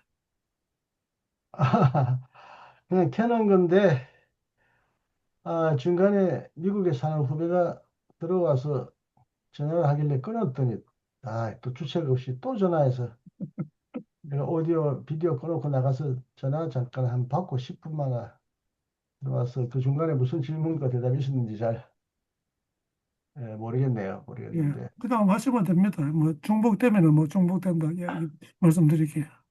예, 예, 저도 신학 전공 하신다고 하셨는데, 또 이제 공공신학이라고 또 이걸, 지금 공공신학이, 신학 어느 분야에 속하는지 따로 또 떼놓으셨더라고요. 이게 존신학인가, 실천신학인가, 윤리학인가 애매한데, 지금 아직 공공신학이, 독일은 좀 분화가 됐나요? 디아코니아 신학도 좀 이렇게 나눠진 것처럼 그렇게 소개하는 분이 있어요. 디아코니아 하니까 실천신학 쪽에 가까운 것 같은데, 공공신학을, 내가 이제 존신학을 전공을 했는데, 또 바르트 신학 전공했다. 뭐 종말론 했다. 이렇게 제가 또 이 분화 안 시키잖아요. 그 공공신학을 따로 떼신 이유가 뭔지 오늘 핵심은 아닌데 그게 궁금했고요. 뭐 굳이 질문 안 하셔도 상관은 없습니다. 아까 네, 그, 기장교 얘기하셨는데 기장 안에도 이제 민중신학이 현저히 후퇴했고 어떻게 보면 민중신학이 이론으로는 뭐 그럴듯해도 민족을 신격화하고 우상화하면서 상당히 이제 빗나갔고 현장에서 뿌리를 못 내리고 또 기장 안에는 이제 뭐예요? 뭐 보수적인 운동, 성풍 운동인가 이런 운동이 있다고 그래요. 근데 좌우간에 교회도 목회도 교인들이 늘어야 재정도 늘고 목사님도 생계가 유지되니까 소위 찌개 말하면 영업이고 장사고 기업 아닙니까? 근데 기업은 한국에는 보수로 할수록 기업은 잘 돼요. 진보로 할수록 똑똑한 사람, 젊은 사람, 교사들은 좋아하지만 대부분의 아직 교인들은 우매하기 때문에 보수적으로 막 믿으면 됩니다. 뭐, 헌금하면 축복받습니다. 뭐, 이게 아직도 맥히기 때문에 또 교인의 주류들이 노인네들이기 때문에 어쩔 수 없이 목사님들이 현실에 타협해서 그냥 교인들이 듣기 좋아하는 메시지를 전하면서 교파를 불문하고 보수적 성격을 띠는 교인이 제일 많고요. 근데 우리나라에 보수가 많냐, 진보가 많냐, 보수, 진보로 나누기도 하지만 보수라고 뭐 변화를 다 거부하는 사람도 없는 것 같고. 그럼 지금 보수면 현 정권을 보수해야 되는데 현 정권을 비난하고 독재 정권이나 뭐 윤석열 정권은 지지하고 다른 정권은 또 타도하고 뭐 이렇게 보수는 무조건 현상을 보수해야 되거든요.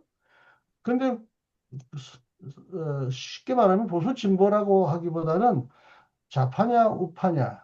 좌파는 좀 자유, 경쟁, 자본주의를 지지하고 우파는 좌파는 에, 평등, 나눔, 분배 이런 걸 지지해서 좀 사회주의적인 정책을 도입하자는데 대부분 기독교인들은 자본주의, 미국에서 들어온 기독교가 전부인 줄 알고 자본주의, 자유경쟁. 그래서 조금 분배나 북한과의 대화를 논하면 무조건 종북 빨갱이 이렇게 해가지고 설자를 잃어버리게 만든단 말이에요.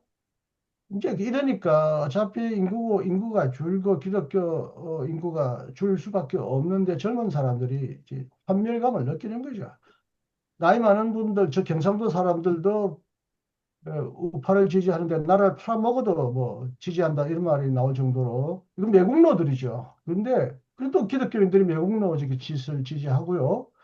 노인네들 위하여 국가가 수많은 사회정책을 기초연금을 주고 또 생활이 어려운 대학에는 우리 저도 소신대 나왔지만 상당한 학생들이 가난한 학생들이 전국에서 제일 많이 오기 때문에 장학금을 주고 이렇게 또 우리 노인네들에게 그 전철도 무료로 타고 다니는 그게 다 사회주의 정책이거든요.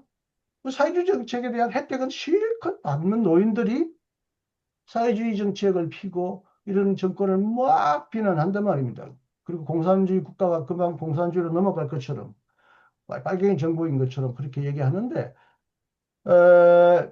하여튼 한국 교회가 겉으로는 성장을 했는데 대부분 거품 성장이고 쭉정이가 다 교회 들어왔고 쭉정이를 알곡으로 만드는데 실패해가지고 이제 쭉정이도 다 이제 빠지고 새로운 교인들이 유입되지 않으니까 교회가 지금 망하고 있는 교회인인데 그래도 저 트렌드 한국교회 트렌드 연구하는 그 목사님의 강의를 들어보니까 교회는 다 쇠퇴하는데 커뮤니티, 공동체를 강조하는 그런 교회는 성장한다고 그래요.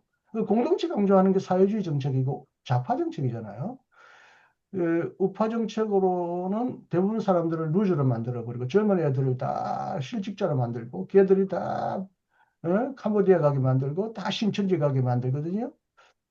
그래서 어쨌든 한국 교회가 성장에 취해가지고 쭉정이를 무조건 받아들였다가 쭉정이가 알곡되는 것을 못 만들고 또 바람에 날려서 쭉정이는 다 나가버리고 알곡을 못 만들어서 쇠퇴 중인데 한국교회 미래는 얼마나 알곡을 추수하고 알곡을 만들어 가느냐 이런 의미에서 아까 말대로 공적인 신학, 공공신학이라는 말이 이제 커뮤니티, 퍼블리시티 뭐 이렇게 공적인 책임과 공적인 가치를 추구하는 신학이기 때문에 크게 보면 무한 자유 경쟁을 주장하는 자본주의 정책이 아니고 사회주의적인 정책이죠. 커뮤니티가 자체가 사회를 말하니까 따뜻한 사회, 서로 사랑하고 나누는 샬롬 사회 만들려고 한다면 한국 교회의 급진적인 해계와 변화가 없이는 미래가 보장하기 힘들다고 생각하고 비록 늦게 출연했지만 공적 신학의 책임감과 어깨가 무거울 것 같아요. 그걸 진짜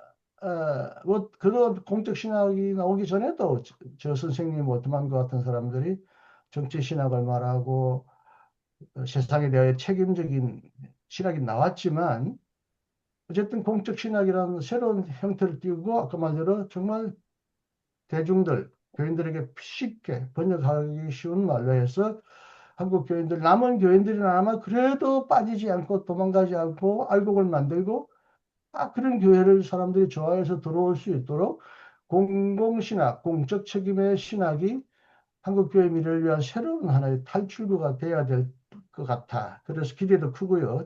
책임감도 크고 더 크게 소개해 주시길 바라고. 아까 말대로 공적 신학이 공공신학을 존신학과 나누는 이유는 뭡니까? 네.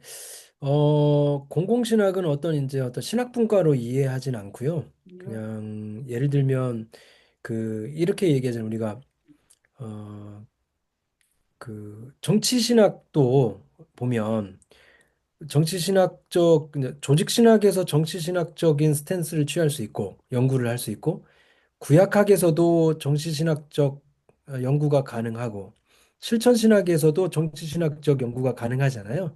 그렇죠? 그것처럼 이제 공공신학도 조직신학, 구약, 신약, 실천신학 모든 분과에서 공공신학적 연구가 가능해요. 그래서 사실은 이제 조직신학이라고 하는 건 우리 전통적인 신학 분과에 나눴을 때 저는 이제 조직신학 안에 들어가는 것이고 그러나 이 조직신학 연구 안에서도 저는 공공신학적 방법론을 가지고 조직신학 연구를 한다라고 저는 이렇게 표현을 하는 거죠. 그러니까 원래대로 하면 그냥 조직신학이라고만 하면 음, 되는데 공공신학이라고 특별히 이제 얘기하는 거는 제 관심사가 주로 거기에 있기 때문에 다른 구약 신약 파트에서 공공신학을 하는 경우도 많이 있습니다. 음, 애초에 이제 공공신학의 출발이 처음에는 뭐 어떤 신학이든 마찬가지겠지만 처음에는 이제 조직신학이 관여를 하잖아요. 그래서 이 신학이 왜 성경적인지를 이제 어떤 교리적으로 설명해 주는 단계가 지나고 나면 그 이후에 이제 그 성경 구절들을 근거 구절로 찾아내기 때문에 성경신학에서 그 다음 작업을 하게 되고 그리고 난 다음에는 이제 어떻게 이것을 실천할 것인지에 대한 실천신학적 연구가 많이 이루어지는 것 같아요. 그래서 1970년대에서부터 본격적으로 공공신학 논의가 이루어졌는데 그래서 2010년 정도까지는 조직신학적 연구가 가장 활발했고요. 그 이후로는 이제 성경신학적 연구가 활발해지다가 지금은 이제 실천신학이나 선교학, 기독교 윤리학 이런 쪽에서 많이 공공신학을 다루고 있습니다. 이제 조직신학 쪽에서는 특별히 이제 뭐 다룰 만한 게 웬만하게 다 다뤄졌기 때문에 조금 덜 하게 되는 것 같습니다. 그래서 저는 이제 조직신학 분과의 교수이긴 하나 공공신학적 방법론과 연구를 중점으로 한다는 의미에서 그 두 가지를 표시했습니다. 알겠습니다. 예, 예, 예. 특별하게 예, 질문이 없어가지고 그 질문을 해본. 우 목사님 안 계시니까 그 김정일 목사님 사회 보실 텐데요. 제가 그럼 말씀을 드릴까요? 그 공공신학 아주 멋집니다. 그 첫 강의 때 말고 지금 이 대담에서 중요한 말씀들을 많이 들었는데 공공신학이 더 이렇게 확장됐으면 좋겠고요.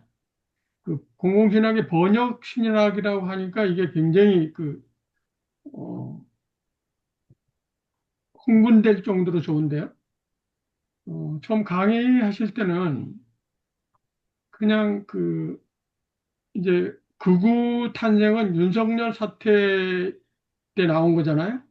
그러니까 그 전에부터 이 사회 현상은 어, 발제 목사님이 그렇게 말씀 안 하셔도 일반적으로 다 아는 겁니다. 다 아는 사실을 왜 발제하실까 이런 의문까지 들었어요.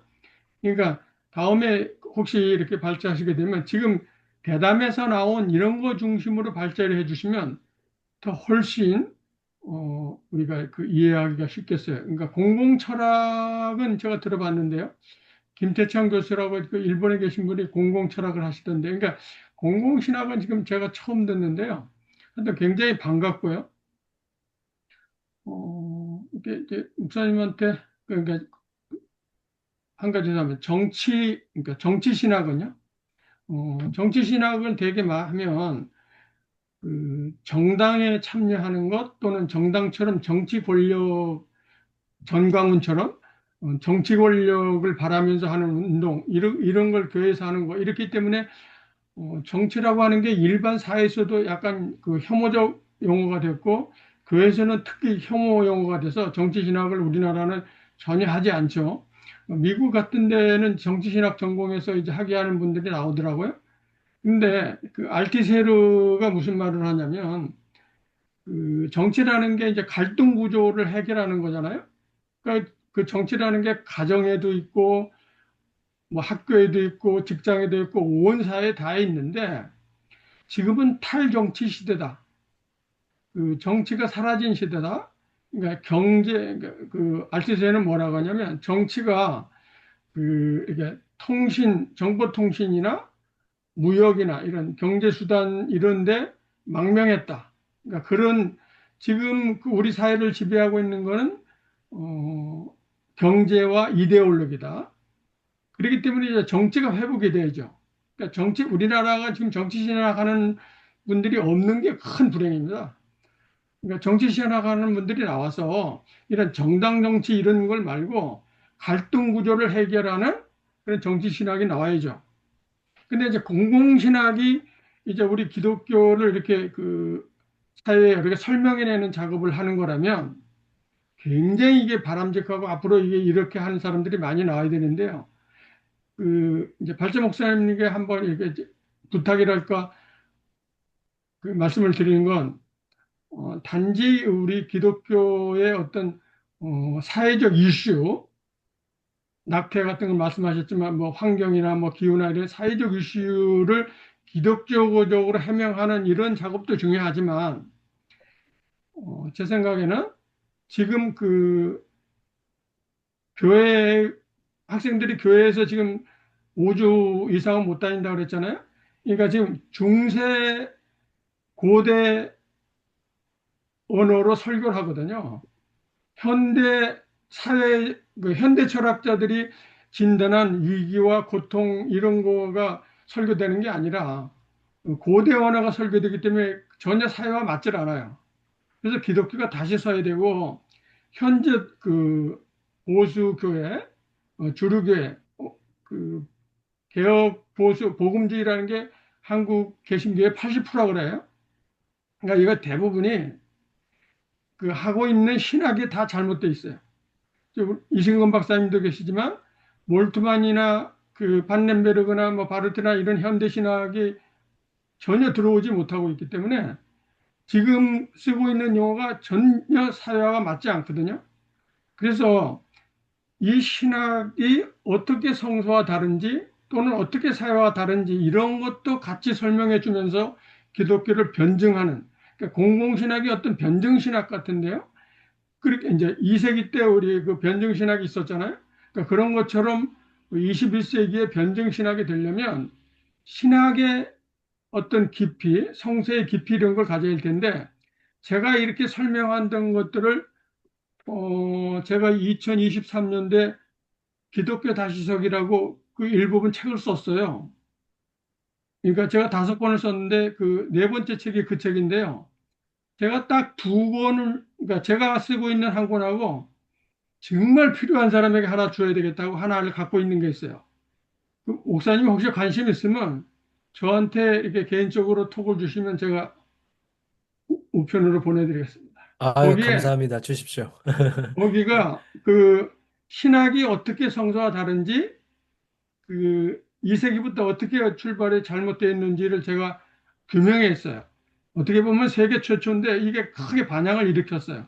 그러니까 한번 읽어보시고 기독교를 변증하는데 정말 그 귀한 교수님을 만났네요. 그 백석대학교에 그런 교수님이 있다는 게 일단 더 놀랐고요. 그리고 하나 질문이 있다면 백석대학교에 신학은 학문이다라는 학문이 아니다는 연구소가 있다는데 거기 뭐 하는 곳입니까? 네, 뭐 차근차근 일단 답을 드릴게요. 첫 번째 말씀하신 이제 오늘 강의보다는 오히려 뒤에 지금 이렇게 대화하는 부분이 좀 더 유익했다. 요 말씀을 해주셨는데 사실 요 부분이 제가 많이 하고 다니는 강의예요. 지금 이 뒤에 대화된 것들이. 근데 왜 여기서 오늘 안 했냐면 그걸 전에 했어요. 그때가 언제죠, 목사님? 그 공공신학이란 무엇인가 해가지고 했었던 게. 그게 거의 한 2년 네. 가까이 되죠. 그때 여기서 이 모임에서 했기 때문에 그걸 또 할 수는 없기 때문에 이제 최근에 어떤 정치 문제와 연관되어서 왜 공공신학적인 방법이 필요한가에 대한 어떤 설명을 오늘 드린 거고 공공신학이 무엇인지에 대해서는 이미 제가 한 2년 전에 강의를 했었고요. 그 강의도 지금 제가 다른 곳에서 많이 하고 다닙니다. 혹시 필요하시면 또 나중에 불러주시면 그 부분을 다시 한번 해도 뭐 괜찮겠다라는 생각. 유튜브에 다 올라와 있는데 찾아보시면 되는데 네. 뭐 한 번 더 하셔도 됩니다. 좀 더 업그레이드된 조금 그런 차원에서 한번 하시면 되니까 예, 좀, 한번 해주시면 좋겠습니다. 예? 이게 굉장히 중요하네요. 한 번 더 해주시면 아, 예, 예. 좋겠다고요. 다음 기회에 한번 이용해가지고 일정 한번 잡아보겠습니다. 예, 네, 좋습니다. 그래서 그 많이 관심을 좀 가져주시길 바라고요. 그다음에 그 정치신학에 대한 이야기는 뭐 여기 우리 이신건 교수님께서 더 잘 아시겠지만 그 정치신학을 소비하고 이해하는 그 방법도 상당히 많은 것 같아요. 보면 그러니까 제가 공공신학이라고 이렇게 설명하고 나면 어떤 분은 저한테 오셔서 그런 얘기도 해요. 그러면 그 정강훈 씨가 공공신학자 아니냐 이렇게 설명하시는 분들도 있어요. 그러면 아유, 실컷 제가 그렇게 말씀을 드려도 왜 그분이 그러니까 무조건 공론장에서 목소리를 낸다 해서 공공신학이 아니라 아까도 이야기했지만 공론장에서 비종교적인 언어로 대화를 하는 거 합리성 안에서 대화하는 것이 공공신학입니다. 근데 그분에게서 합리성을 찾을 수 있습니까? 아니면 비종교적 언어를 찾을 수 있습니까? 공론장에서 발화하지만 그분의 언어는 지극히 종교적이고 지극히 비합리적인데 어떻게 공공신학이라고 이해합니까? 이렇게 제가 말씀드리곤 하지만 정치신학도 저도 마찬가지인 것 같아요. 제가 정치신학 전공자는 아니지만 말씀하시는 분들마다 정치신학의 어떤 중요 그 포인트를 다르게 말씀하시는 분들이 있다라는 거를 저는 일단 선 이해하고 그다음에 이제 금방 말씀하신 것처럼 그런 의미에서 정치가 사라졌다라는 데 저는 동의를 합니다.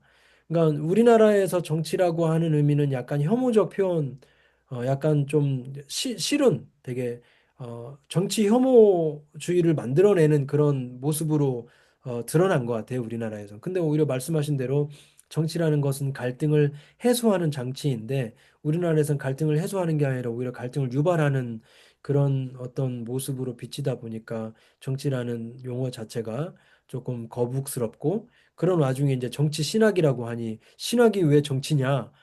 그럼 뭐 정치에 뛰어들자는 얘기냐? 이렇게 이제 단순하게 이해하시는 분들이 있다 보니까 오히려 신학은 정교 분리해야 한다.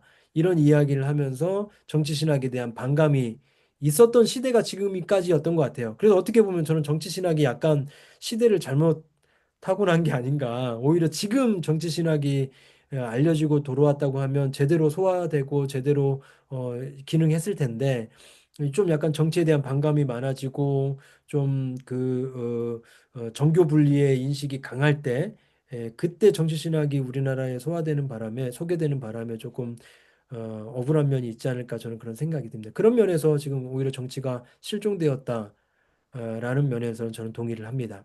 그리고 백석대학교의 신학은 학문이 아니다 연구소가 있는데 어, 저도 사실은 오기 전까지 저는 사실 백석대학교하고 아무런 연관이 없어요. 이전까지는. 그래서 제가 백석대학교에 와본 것도 면접 시험 볼 때 처음이었고 그다음에 교단도 아는 분도 하나도 없었고 교수님들도 아는 분도 없었고 또 제가 백석교단의 소속 목사도 아니고 그래서 전혀 이제 관심이 사실은 없었죠. 없었는데 이제 백석대학교에 와서 이제 그 백석의 이제 교단의 역사를 알게 되고 그, 그 설립자에 대해서도 듣게 되고 이런 이제 이야기를 알게 됐는데 그 와중에 이제 최근에 작년이에요. 작년에 신학은 학문이 아니다라는 연구소를 학교에 세웠는데요. 어, 저는 이제 두 가지로 이해를 합니다. 첫째는 그 설립자께서 주장하는 것은 그거예요. 너무 사변화 됐다라는 거예요, 신학이. 그러니까 그분은 지금 50년, 백석대학교가 50년 됐거든요. 49년 됐습니다. 올해가 49년이고 내년에 50주년인데 50년 기간 동안에 이제 그분이 설립을 하셔서 지금까지 50년 대학을 이끌어 왔는데 특히 이제 신학만 두고 봤을 때 예전에 오히려 박사학위 없으시고 또 이렇게 그 열정이 있으시고 기도하시고 이런 분들이 가르칠 때는 오히려 교회도 힘이 있고 이랬었는데 유학파 교수들이 와서 가르치기 시작하면서 신앙이 식었다. 그리고 자꾸 그 신학교가 사변화되어서 자꾸 이론 논쟁만 하지 기도하지 않는다.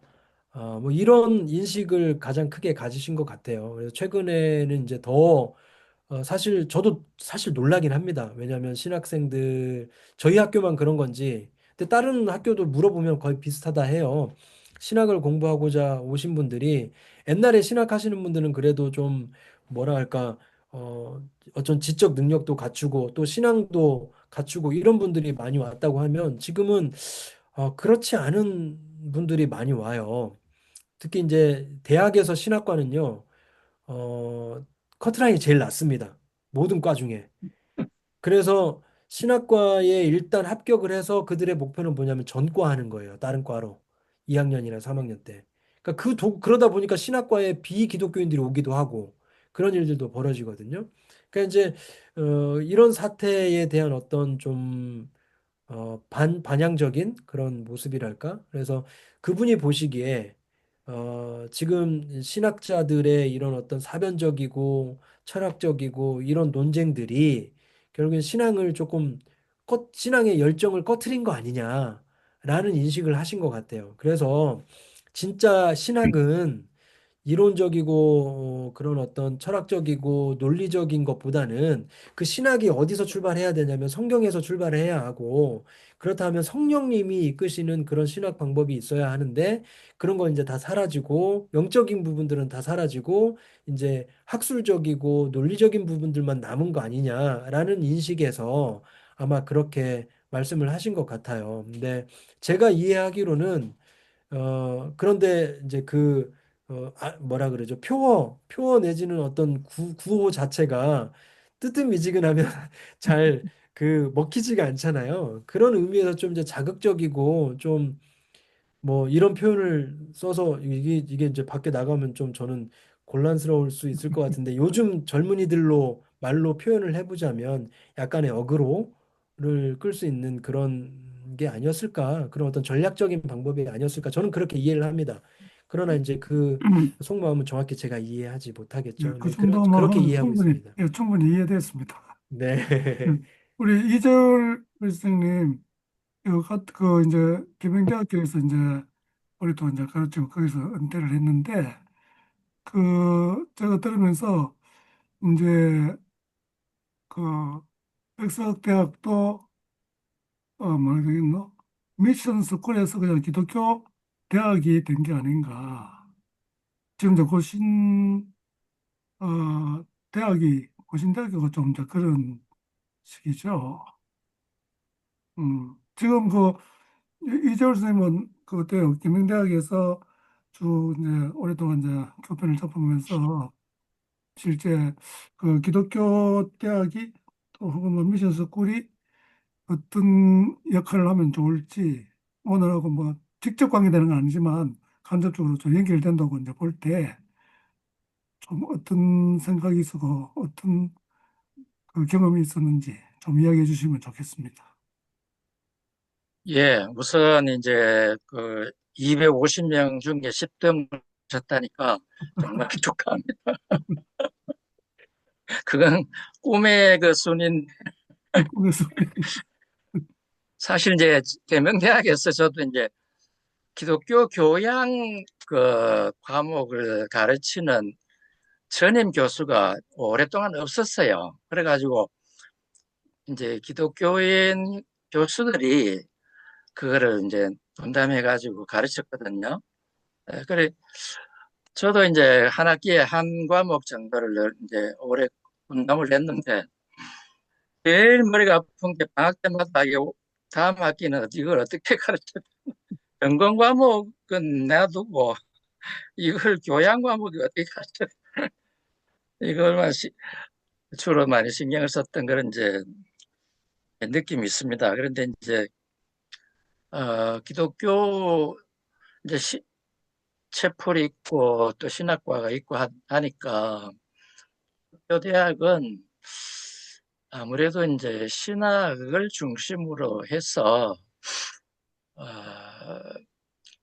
그 학문들이 그 어떤 신앙과 신학을 어, 연관을 맺는 그런 음, 학제적인 연구라 그럴까요?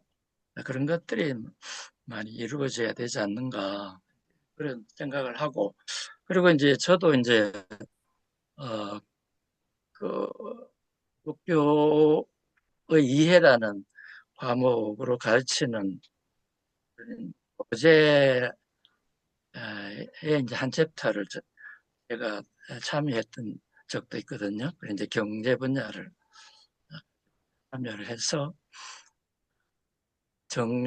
기독교와 정신문화인가 뭐 이런 제목으로 이제 했던 그런 기능을 기독교 대학이 특히 이제 종합화가 되고 나면은 신학대학이 아니고 종합대학이 되니까 아, 신앙적인 정체성을 유지를 하되 또 학문도 되니까 그거를 서로 연계하는 작업이 필요하겠다 이런 이제 생각을 하고 있고요. 이제 거기에다가 이제 제가 오늘 강의를 들으면서 참 공감을 많이 했습니다. 이제 앞에서도 말씀을 해주셨는데 정치가 실종이 되다 보니까 이게 전부 이제 거리로 나오고 아스팔트로 나오고 그런단 말이죠. 과거에 이제 정권이 군사 독재고 에, 또 우파가 집권할 때는 이 좌파들이 소수니까 시위를 하고 뭐 극단적으로는 폭력 시위도 하고 뭐 그랬잖아요. 그런데 이제 정권이 이제 좌파로 넘어가니까 또 우파들이 이 또 이제 극단적으로 나오는 거죠. 그래서 뭐 극우라는 게 생기는 이유가 바로 이제 정권이 이제 글로 넘어가니까 소수파로서 위기를 느낀 보수층의 또 일부가 극단화돼 가는 현상인데 사실 이것도 정치가 40%야 되잖아요. 그런데 우리나라에는 다수가 되면은 완성을 하려고 그러는 것 같아요. 이게 어느 파든지. 그래가지고 뭐 지금 공공신학이 제시하는 방법이 그거잖아요. 대화와 설득, 토론 이런 방법으로 하니까 이게 이제 좀 풀려나가는데 지금 우리 정치는 뭐 이런 거 안 하잖아요.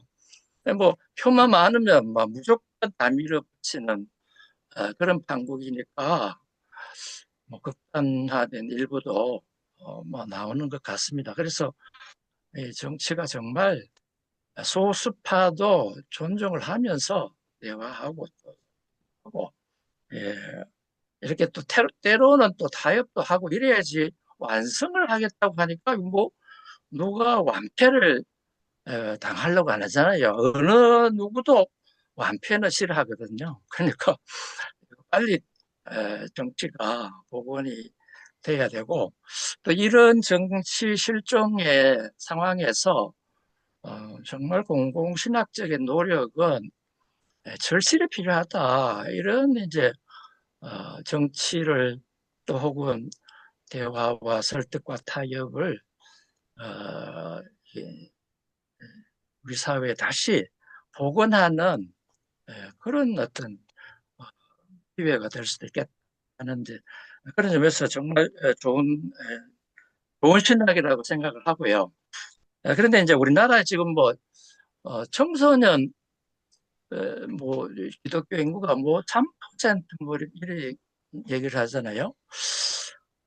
그런데 이제 여기는 말씀하신 대로 우리나라의 어떤 특별한 그런 요인도 분명히 있고, 다음에는 이 서구에서 나타나는 그런 기독교화, 이게 또 우리나라에도 여- 역시 영향을 주고 있는 것 같아요. 그래서 이 두 가지를 동시에 대응을 해야 되지 않을까, 이런 생각을 해봤습니다. 예. 예, 네. 감사합니다. 예. 그, 저희 학교가 지금 이제 신학교로 출발해서 종합대학이 됐는데, 한 학년 지금 모집 인원이 백석대학교가 2,300명 정도 되는데요. 한 학년에. 신학과가 100명입니다. 그러니까 2,200, 한 50명 정도는 일반 학과예요. 그러니까 신학교라는 이제 인식이 거의 없어졌죠. 백석 문화대 같은 경우는 신학과가 없고 한 학년에 한 1,000명 정도 뽑으니까 그러니까 백석대학교, 백석문화대학교가 같이 한 캠퍼스에 모여 있는데 그러니까 3,500명 정도의 학생이 한 해에 그걸 뭐 4학년으로 치면 거의 뭐 한 2만 명 가까이가 모여 있는데 이 중에 이제 신학생은 100명 정도밖에 안 되는 거죠. 아, 400명? 4학년까지 합치면 2만 명 중에 400명이니까 사실 이제 더 이상 뭐 신학교라고 보기는 어려운 상황이 되었고 그리고 그러다 보니까 이제 이러면 어떻게 기독교 학교의 이 정체성을 계속 학교에 반영할 수 있을까에 대한 고민이 늘 있습니다. 그래서 지금 이제 전임 교수님이 백석대학교만 봤을 때 전임 교수님이 250명이고 비전임 교수님까지 합치면 650명이에요. 근데 그 모든 그 전공 과목을 하는 가르치는 교수님들이 전부 기독교 세계관적으로 강의를 진행을 합니다. 그래서 아까 말씀하신 대로 당신들의 그 전공 과목을 가르치되 어떤 기독교 세계관적인 시선 안에서 가르치려고 교수법을 개발하고 있습니다. 물론 이제 저는 그 전공이 아니기 때문에 어떤 식으로 하는지는 잘 몰라요. 예, 그런 고민들을 늘 하시겠죠. 그게 이제 저는 공공신학의 방법론이거든요. 공공신학의 제가 특징 6가지를 이야기하는데 그 중에 이제 세 번째, 두 번째가 이제 번역이라고 한다면 이 번역을 위해서는 결국에는 세상의 언어를 알아야 하잖아요. 우리가 영어를 모르면서 어떻게 한국어를 영어로 번역을 할 수 있어요. 영어를 알아야 번역을 할 수 있는 것처럼 세상의 언어를 알지 못하면 기독교 신념을 번역을 할 수 없는 거죠. 기독교의 진리를 번역할 수 없게 되는 거죠. 그래서 세상의 언어를 번역하기 위해서는 세상의 언어를 배워야 하는데 그게 바로 가학문적 연구가 필요하다는 거예요. 어떤 분들은 이제 학제간 연구라고 표현하기도 하는데 제 논문에서는 가학문적 연구다 이렇게 이제 표현을 했는데요. 그러니까 결국에는 우리 기독교인들이 각 일상에서 경제학이든 의학이든 정치학이든 어떤 분야든 간에 그곳에서 자신의 학문적 연구를 해나갈 때 기독교 세계관 안에서 그 연구를 해나가는 것이 중요하다고 보는 거죠. 그래서 스텔렌보시 대학 같은 경우에는요, 무슨 일들이 벌어지냐면 스텔렌보시 대학에서는 예를 들어서 정치학과에서 어떤 세미나를 열잖아요. 그러면 신학자가 가서 기조 발언을 합니다. 그리고 또 의학 뭐 지금 여기 의사쌤들 계시는데 그 스텔렌보시 대학 의대가 최초로 심장 이식 수술을 성공한 걸로 저는 알고 있고 최근에는 최초로 성기 이식 수술 그 아프리카 지역에는 아직도 재래식 할례를 하는 곳들이 많아서 성기가 썩어서 이제 에, 뭐 잃게 되는 분들을 위해서 성기 이식 수술을 최초로 또 했는데 그래서 이제 그렇게 의학이 발달한 대학임에도 불구하고 모든 어떤 의학적 연구에 있어서 신학자의 조명을 받아요. 그런 일들이 벌어지고 반대로 또 저희 신학과에서 공공신학 세미나를 하면 예를 들어서 이번 공공신학의 세미나의 주제가 정치다. 그러면 정치학자가 와서 기조 강연을 합니다. 그리고 또 뭐 경제의 문제다. 그러면 경제학자가 와서 기조 강연을 하고요. 그래서 그런 어떤 가학문적 연구가 이제 공공신학의 필수 조건인데 그런 의미에서 우리 기독교 대학들이 각 대학에서 기독교 신념을 가진 교수님들이 각 과목에 연구를 할 때 또는 강의를 할 때 어떻게 하면 기독교 신념이 요 안에 녹아날 수 있을까를 고민하는 것들이 기독교 대학을 정체성을 앞으로도 계속 유지할 수 있는 방법 중에 하나가 아닐까 그런 생각을 해봅니다. 그 이야기 듣니까 진짜 부럽습니다. 그 남아공의 스텔렌보시, 예, 네. 뭐 또 다른 대학도 뭐 그런데 많이 있겠지만은 우리나라하고 많이 다르네요. 네. 그러니까 제가 그런 이야기 들을 때 그 기독교 역사를 무시를 할 수 없다 하는 이런 또 생각이 듭니다. 여러 가지 뭐 요인이 있겠죠. 우리 네. 김도현 쌤 혹시 할 이야기 있습니까? 네, 오늘 강의 아주 관심 있는 분야라서 재밌게 감명 깊게 들었습니다. 고맙습니다. 예. 그래. 뭐 질문은 하지 않겠고요. 시간도 이제 많이 되고 해서 그냥 제 생각에 아주 일부만 조금 말씀드려 본다면 어, 이제 공공신학이라고 하는 그 신학이 신학 전반 혹은 그 교회와 사회에 어떤 요즘 많이 사용하는 용어로 선한 영향력 이것을 좀 잘 좀 발휘해 줬으면 좋겠다 그렇게 생각이 들고요. 저는 이제 우선 기본적으로 이 복음의 공공성 그러니까 우리가 이제 복음주의다 이 복음 이야기 하잖아요. 하는데 도대체 이 복음이라고 하는 것이 어떤 그 개인의 탐욕을 만족시키는 어떤 번영신학이라든지 어떤 기복신학이라든지 이런 쪽으로 가는 것을 우선 철저히 차단해야 된다고 보고요. 그다음에 이 복음은 반드시 공공성을 가지고 있다. 그러면서 그 신구약을 제대로 잘 분석하고 연구해서 이 복음이 공공성을 가지고 있다는 점을 좀 강력하게 부각을 뭐 인위적으로 하는 것은 아니고 실제로 이제 공공성을 가지고 있으니까 그 있는 것을 제대로 좀 잘 보여줬으면 좋겠다 하는 이제 그런 그 생각이 듭니다. 어, 지금 교회의 여러 가지 사회에 어떤 그런 그 지탄을 받는 그런 가장 큰 그 요인 중에 딱 한 가지만 든다면은 교회는 결국 탐욕단체다. 예, 심한 말인지는 모르겠습니다만은 소위 교회 성장, 교회 부흥이라고 하는 혹은 복음 전파라고 하는 그런 미명하에 혹은 선교라고 하는 그 미명하에 그 깊은 데를 들어가 보면은 진정한 어떤 경천애인의 마음이 없어요. 예, 하나님을 사랑하고 이웃을 사랑하고 그것이 없고 결국 탐욕을 이루기 위한 것인데 겉포장을 복음이다 이런 식으로 포장을 해서 그렇게 하는 것 아닌가 하는 그런 뭐 너무 신랄한 이야기인지는 모르겠습니다만은 그런 생각이 들고요. 그다음에 한 가지 이제 또 아쉽게 생각하는 것은 뭐냐면 제가 뒤늦게 이제 신학을 공부하고 성경을 공부하면서 느꼈던 게 뭐냐면 교회가 너무나 비지성적인 집단이다. 예. 그러니까 공부를 안 해도 너무 안 하고 또 새로운 것들을 이렇게 받아들여야 되는데 굉장히 폐쇄적이고 이러다 보니까 교회가 너무나 비지성적인 집단이 되었다. 그래서 비지성적인 집단이 되다 보니까 가짜 뉴스, 거짓 정보 혹은 그 가스라이팅을 잘 당하고 그러면서 자꾸 목사도 그렇고 교인들도 그렇고 이 엉뚱한 어떤 이상한 헛정보를 가지고 자꾸 딴 이야기를 한단 말이에요.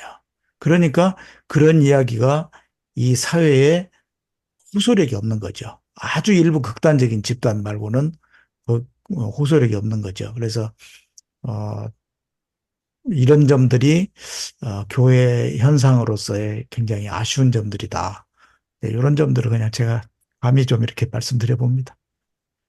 예. 네, 그 말씀하신 대로 그 기독교가 많이 카톡교라는 얘기를 들어요.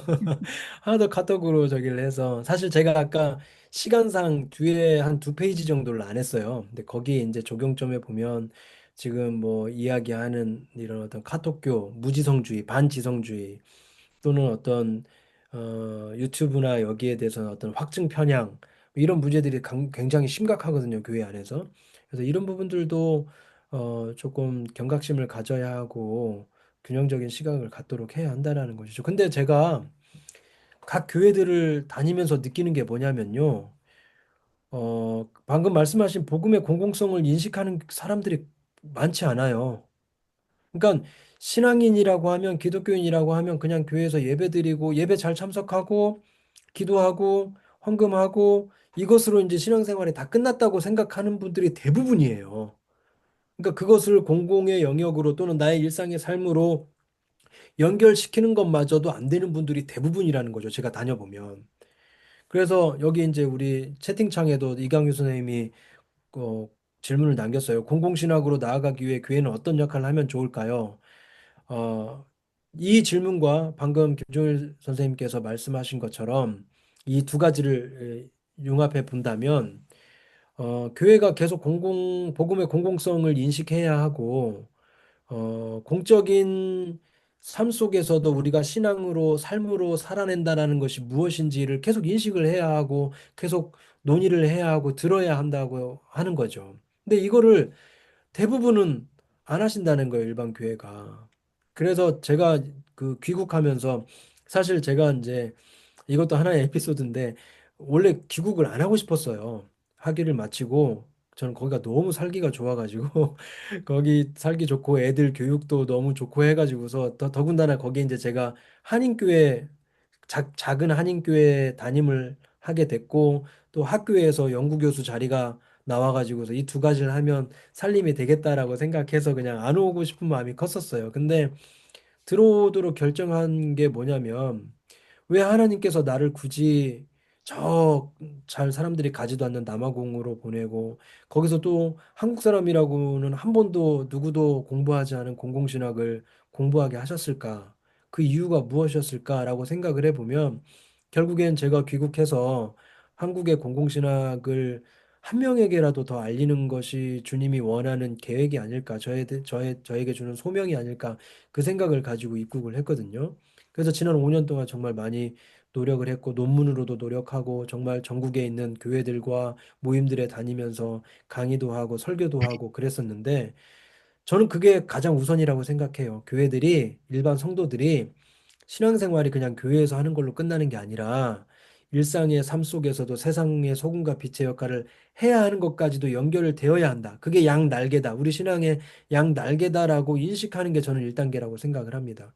그래서 제가 여기 계신 분들에게도 좀 부탁드리고 싶은 게 저는 전국 어디든 서너 명만 모여도 갑니다. 그러니까 소개시켜 주셔서 제가 공공신학을 한 명이라도 더 전할 수 있도록 혹시 목사님들 모임이 있다면 그게 노예든 시찰이든 그런 목사님들 모임이 있다면 소개를 시켜 주시고 또 교회에서는 제가 공공신학 특강으로 하기도 하고요.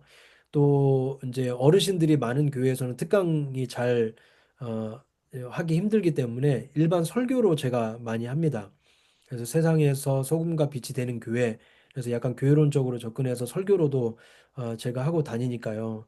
혹시 여러분들 교회 혹시 아는 교회 있으면 소개시켜 주셔서 제가 한 명이라도 더 공공신학을 전할 수 있도록 그래서 교회가 조금 신앙생활이 교회 안에 머무는 신앙생활이 아니라 교회 밖으로도 나아가는 그런 신앙생활을 할 수 있도록 돕는 일에 저를 많이 사용해 주셨으면 좋겠다는 생각이 듭니다. 예. 여기 그 이 공부만 말고 21세기 공부방이 있거든요. 여기 그 우목사님 되시고 몇 분 계시는데 거기 한번 그 초청을 하겠습니다. 오셔서 네, 42명 그 교수님 목사님들 모여서 공부하시는 방이 있어요. 네, 네, 한번 해주시면 될 일단 것 같습니다. 그러면은 그쪽에 네, 공공신학을 주제로 해서 두 번이나 세 번 정도 예, 이렇게 예, 강의를 예, 예. 하셔도 됩니다. 그러면은 이게 따로 뭐 우리가 시간 안 가져도 되고요. 이제 그렇게 한번 계획을 잡아보죠. 뭐 제가 예, 예. 서로 연락처를 내가 알려드릴 테니까 이제 그렇게 하시면 될 것 같습니다. 오늘 시간이 많이 갔는데 수고 많으셨고 귀한 시간 되어서 너무 고맙습니다. 예, 감사합니다. 예, 그래서, 예, 마치겠습니다. 예. 알겠습니다. 감사합니다.